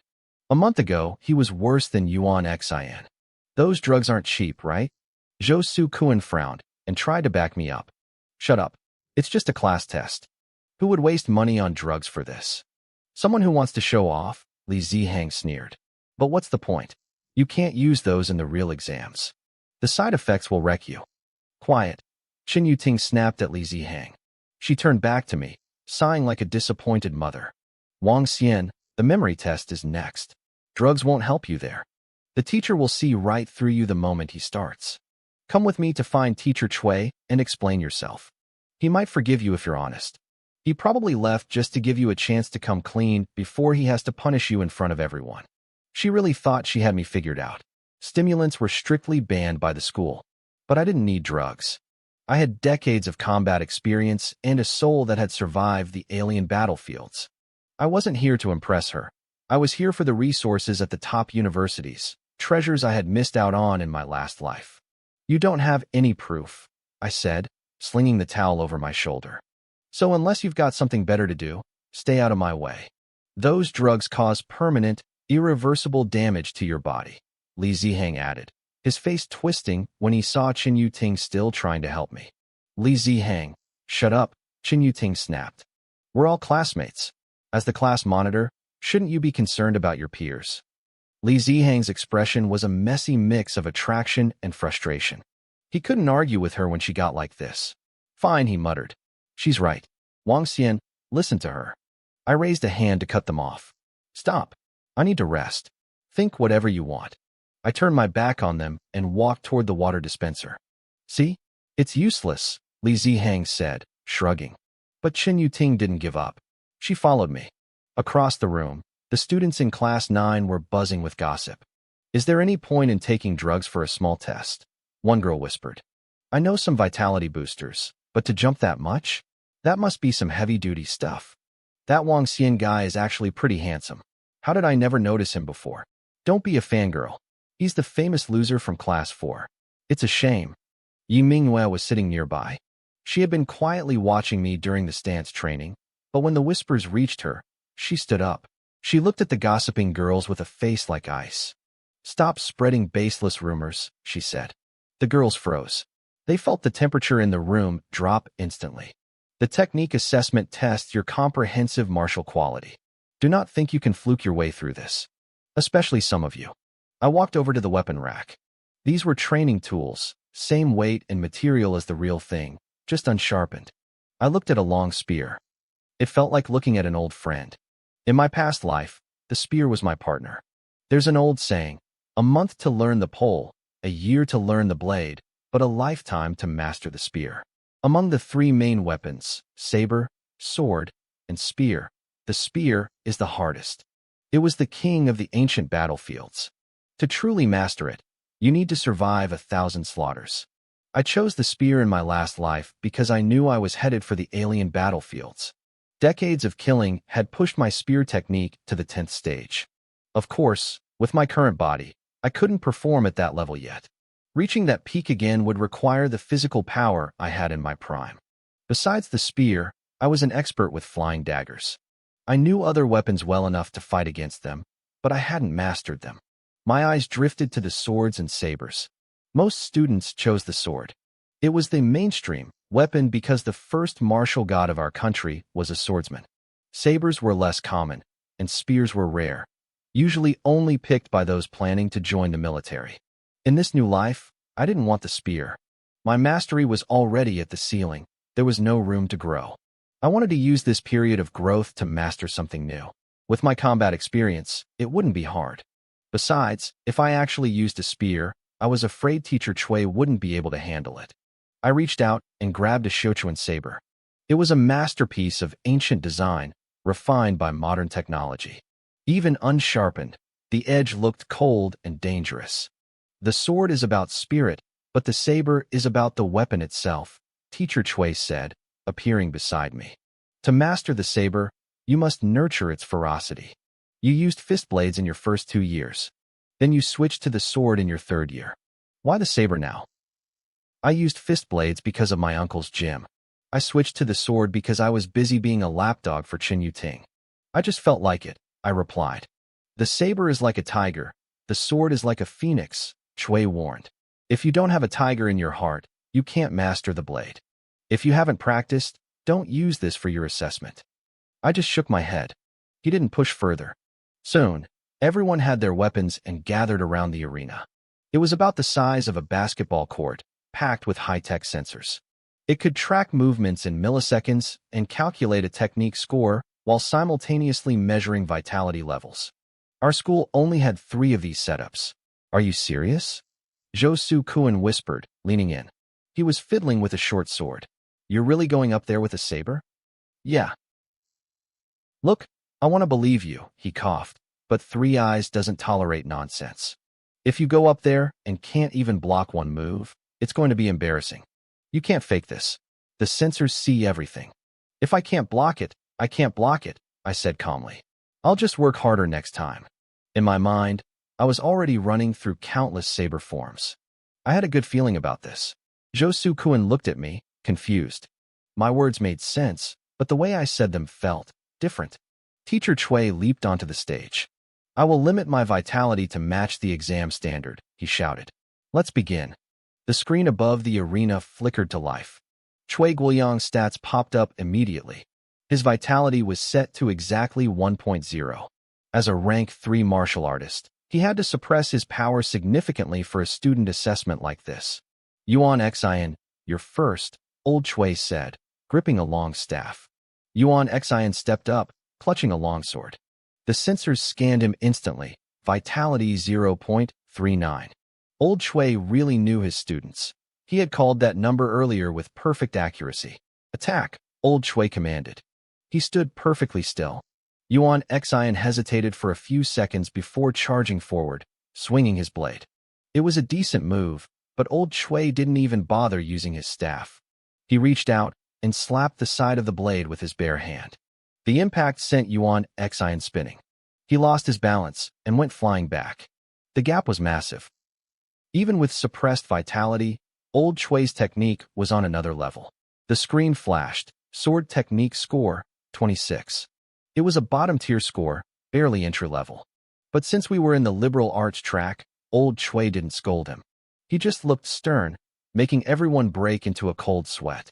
Next, your movements are soft. You can't even hold the sword steady. You have 0.3 vitality, but you can't even exert half of that power. Old Chui was relentless. He pointed out every flaw with surgical precision. I've told you 100 times, the saber is a weapon of power. You don't even have the courage to face your teacher, so why are you holding a blade? He kept shaking his head. Weapons are just extensions of our limbs, and these kids were barely past the beginner stage in basic boxing. Mastering a weapon was a distant dream for most of them. I could see a hint of loneliness in Old Chui's eyes. He knew most of these students were just waiting to see if they'd get lucky and awaken a supernatural talent rather than putting in the hard work. Zhou Su Kuan went up next. He managed to block 2 moves, his shoulders aching from the impact. His score was an 82. In our class, that was top tier. Once you hit 100, you're officially at rank 1 proficiency. Li Zihang followed with a score in the 80s too. But still, nobody could last 3 moves against Old Chui. Then, it was Chen Yuting's turn. The crowd went silent. Her vitality flashed on the screen, 1.0. People gasped. She was the only one in class who had reached the baseline for a true martial artist. Good, Old Chui nodded. You've improved by 0.2 since last time. That's impressive. Chen Yuting held her sword in a perfect starting stance. The moment Old Chui gave the signal, she blurred. She lunged forward like a spear. Coming at me, Old Chui seemed surprised by her speed. They clashed. Clang, clang, clang. They traded 3 moves in the blink of an eye. On the 4th move, Chen Yuting did something unexpected. She threw her sword. The blade spun through the air in a lethal arc toward Old Chui's shoulder. He didn't flinch. He swatted the flying sword away, but Chen Yuting was already in the air. She caught the rebounding hilt mid-flight, spun 360 degrees, and thrust downward. It was a beautiful, fluid motion that left half the class staring in awe. Old Chui acted like he had eyes in the back of his head. He flipped his staff into a reverse grip, blocked the strike, and gave a gentle flick. Chen Yuting was sent skidding back. She landed on her feet, using her sword to brace herself. Not bad, old Chui smiled. Your speed and technique are there, but your power is lacking. At 1.0 vitality, you should be able to hit with 1,000 pounds of force. You didn't even use a third of that. If you had more power, you could have lasted 10 more moves. The screen updated. Chen Yuting. Sword technique score, 99. The class erupted. She was 1 point away from rank 1, and we still had half a year before the exams. Now, I was the only one left. Because I was the last to fall during the stance training, I was the final assessment. Everyone was leaning in, ready to watch me fail. You can fake vitality with drugs, but you can't fake skill. The moment you step on that stage, the censors tell the truth. Li Ziheng looked like he was about to start mocking me, but Chen Yuting glared him into silence. Even the students from Class 9 were watching now. I noticed Yi Mingyu sitting high up in the bleachers. Her class was done, and she was resting. She looked lonely up there, but she didn't seem to mind.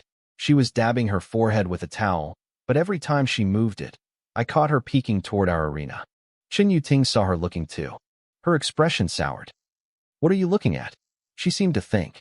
You want to see him embarrass himself? Wang Xian, you're up, old Chui called out. I grabbed my saber and stepped onto the stage. There were only a few saber users in our class, and most were terrible. To use a saber, you need Qi, an aura of dominance. Most students were too scared of the teacher to even find that spark. I stood on the platform for 3 seconds. The censors did their work. Vitality, 0.59. The room went quiet. My last test was 0.17. My natural talent was supposed to be trash. I had jumped 0.4 points in no time, a bigger leap than even Chen Yuting. He definitely took drugs, Li Ziheng blurted out, his voice cutting through the silence. There's no other way. Before the data hit the screen, everyone was just guessing. Now, the numbers were real. Zhou Su Kuan stood frozen, his mouth hanging open. He didn't want to believe it. Even if he took drugs to hit 0.6 vitality, Long Biao muttered, gripping his own blade. His technique will be trash. He won't last one move. Long Biao was one of the few saber users in class. He wasn't the best, but he knew how hard it was to find the right flow. The other students nodded in agreement. Skill took years. You couldn't swallow it in a pill. On the stage, old Chui didn't say a word. He just stood there, calm as a mountain. Attack, he commanded.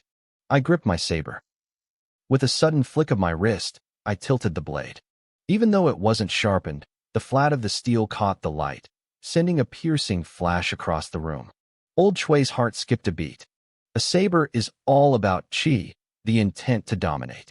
That simple opening move had a weight to it that felt like a wild beast about to spring. A second later, I moved. I was a blur. Too fast, someone shouted. I was moving even faster than Chen Yuting. Old Chui's pupils contracted. He recognized it immediately. I wasn't just fast. I had reached the absolute limit of what 0.59 vitality could produce. Most people had fluctuations in their performance, but I was hitting the theoretical maximum. I didn't give him time to think. I brought the blade down in a standard vertical cleave. It was the most basic move in saber technique, but I executed it with everything I had. It felt like a tiger smashing a boulder. Old Chui's eyes widened. He raised his staff to block. Bang! The collision sent a shock wave through the air. The crowd gasped. Old Chui, who hadn't moved an inch all day, was forced back a full step by the sheer impact. He looked at me, his eyes flickering between excitement and shock. This wasn't drug-induced strength. This was the result of a foundation so solid it felt like it had been forged over decades. That single strike carried over 600 pounds of force. Good strike, Old Chui laughed. He swung his staff, using a circular motion to catch my blade and redirect the momentum. It was a classic disarming move. Most students would have lost their weapon right then. I expected it. Instead of fighting the pull, I let my toes graze the floor and spun with the momentum, transitioning into a horizontal slash. Old Chui's excitement grew. Interesting, he whispered. He wasn't just standing there anymore. He started to move, his footsteps tracing small, precise circles. He was using a high-level footwork technique, staying within a tiny space while parrying every strike I poured out like a waterfall. As we traded blows, my connection to the blade grew. In this life, I hadn't touched a saber until now, but my soul remembered the rhythm of war. With a master like Old Chui to push me, my talent was exploding. Real combat was the only way to truly learn. The gym fell into a deathly silence. Nobody dared to blink. We were moving so fast the sounds of wood hitting steel blurred into a single, continuous rhythm. Eventually, the gap in our stats started to show. My movement slowed. My lungs burned. Old Chui remained unchanged, even though he was suppressing his vitality to a level of 1.0. His movements were ghostly, shifting just enough to make my blades miss. After a dozen exchanges, we broke apart. I looked at the saber in my hand, silent. I felt something clicking into place. "That's enough," Old Chui said, sensing my exhaustion. He knew I only had one strike left in me. He was confident I couldn't break through his third-stage staff technique and his perfect footwork. I closed my eyes. I focused. Then, I tilted the blade one last time.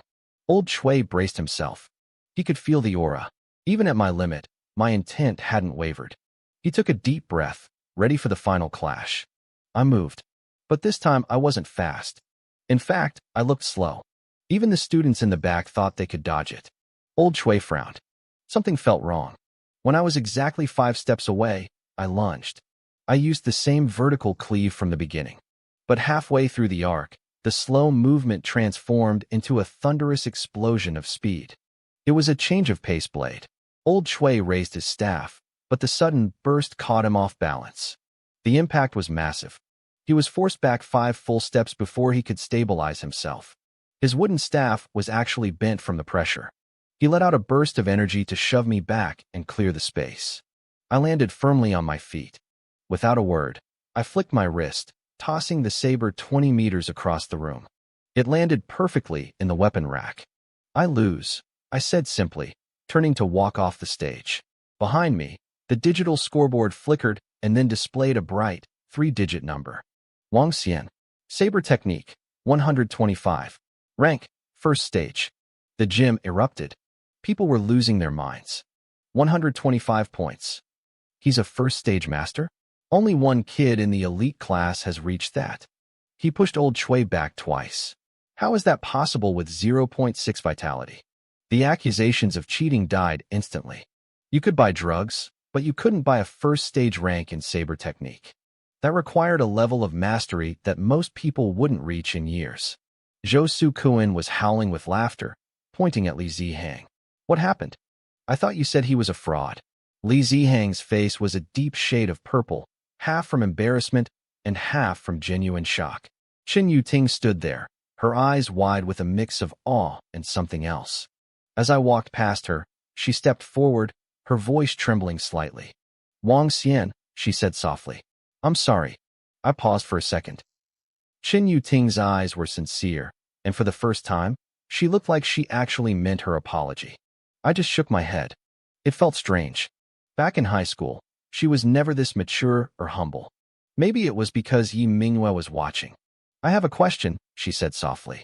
"Who did you learn your saber techniques from?" I didn't answer. No one in that room could have known the truth. I hadn't learned it from a teacher. In fact, from the moment I started trading blows with Old Chui, my skills had been evolving in real time. By the end of the fight, I had broken through the first stage threshold. I could feel the insights settling in my mind. If I went home and processed everything, I knew I could reach the second stage within days. With my memories from my past life, mastering weapons was like riding a bike. Qin Yuting didn't push for an answer when I stayed silent. She probably assumed I had a private tutor or studied at an elite outside dojo. Over in Class 9, the girls were whispering. "Wang Xian is actually kind of hot," one said. "I've seen Pang Sandao from Class 10 fight, and it's totally different. His style isn't this aggressive." They were right. Saber technique is all about momentum. If your spirit is weak, the blade is just a piece of metal. When Pang Sandao fought the teachers, he acted like a student, hesitant and respectful. But when I stepped onto that stage, I didn't see a teacher. I saw an enemy. "Even if he didn't take drugs, his stamina is insane," another student muttered. "Most of us can't even stand in a horse stance for 40 minutes. But he looks like he's just warming up."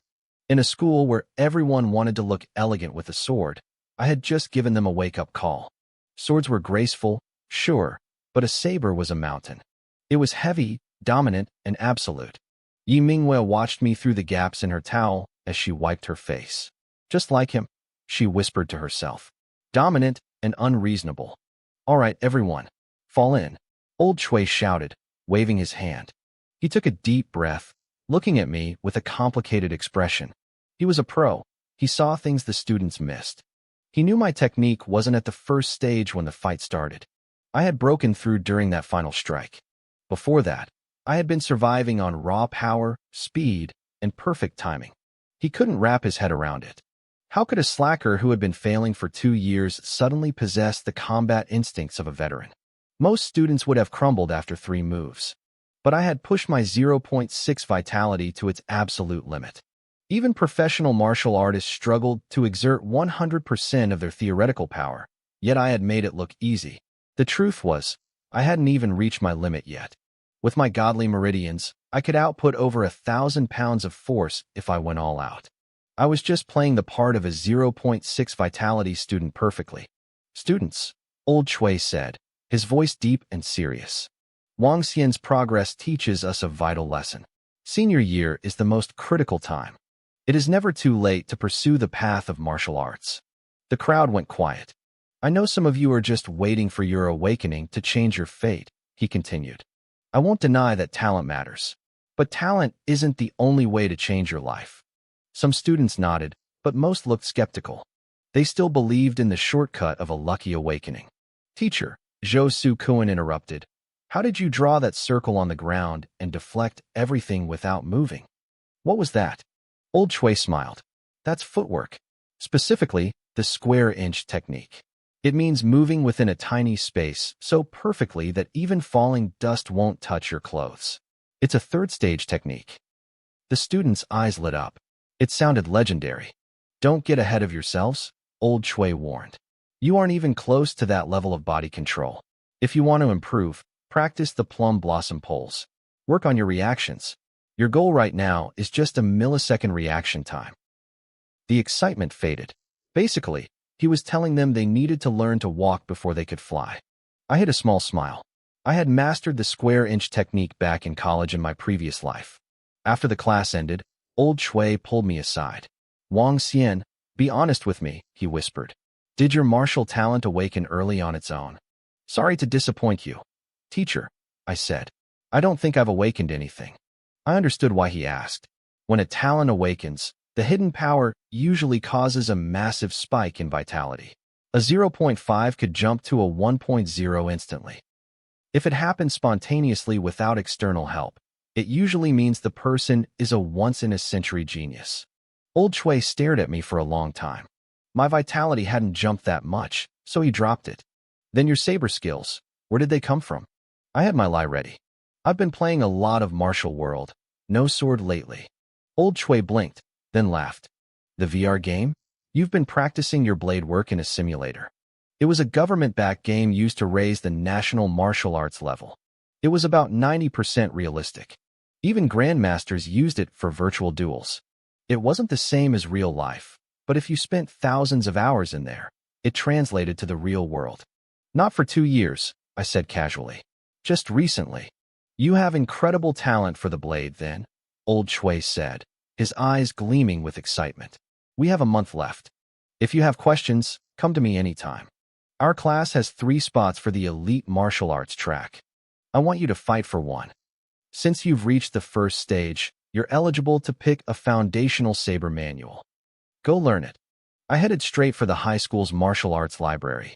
My goal was simple. Select a 3rd-class foundational saber technique to study. Before I went in, Old Chui stopped me with a look of absolute seriousness. He warned me to choose only one technique and told me not to get greedy.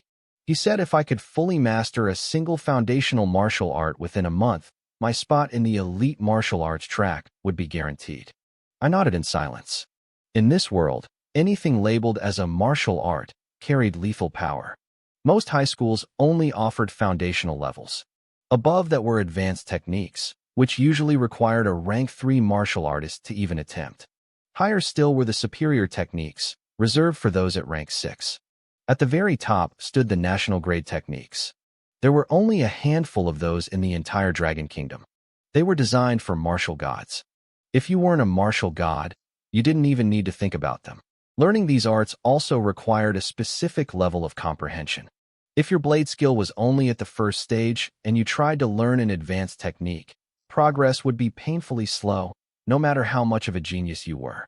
Even if you did manage to learn it, your vitality wouldn't be high enough to actually unleash its power. The morning ended with a single boring culture class. When the final bell rang for noon, the students swarmed out of the room toward the cafeteria like a pack of hungry wolves. Chen Yuting didn't move from her seat. She sat there quietly, watching me out of the corner of her eye. When I stood up and headed for the back door, she finally snapped. "Wang Xian, what is your problem?" she shouted, jumping to her feet. I turned my head, looking at her with genuine confusion. I admitted I was wrong, okay? She bit her lip, her eyes shimmering. I already apologized.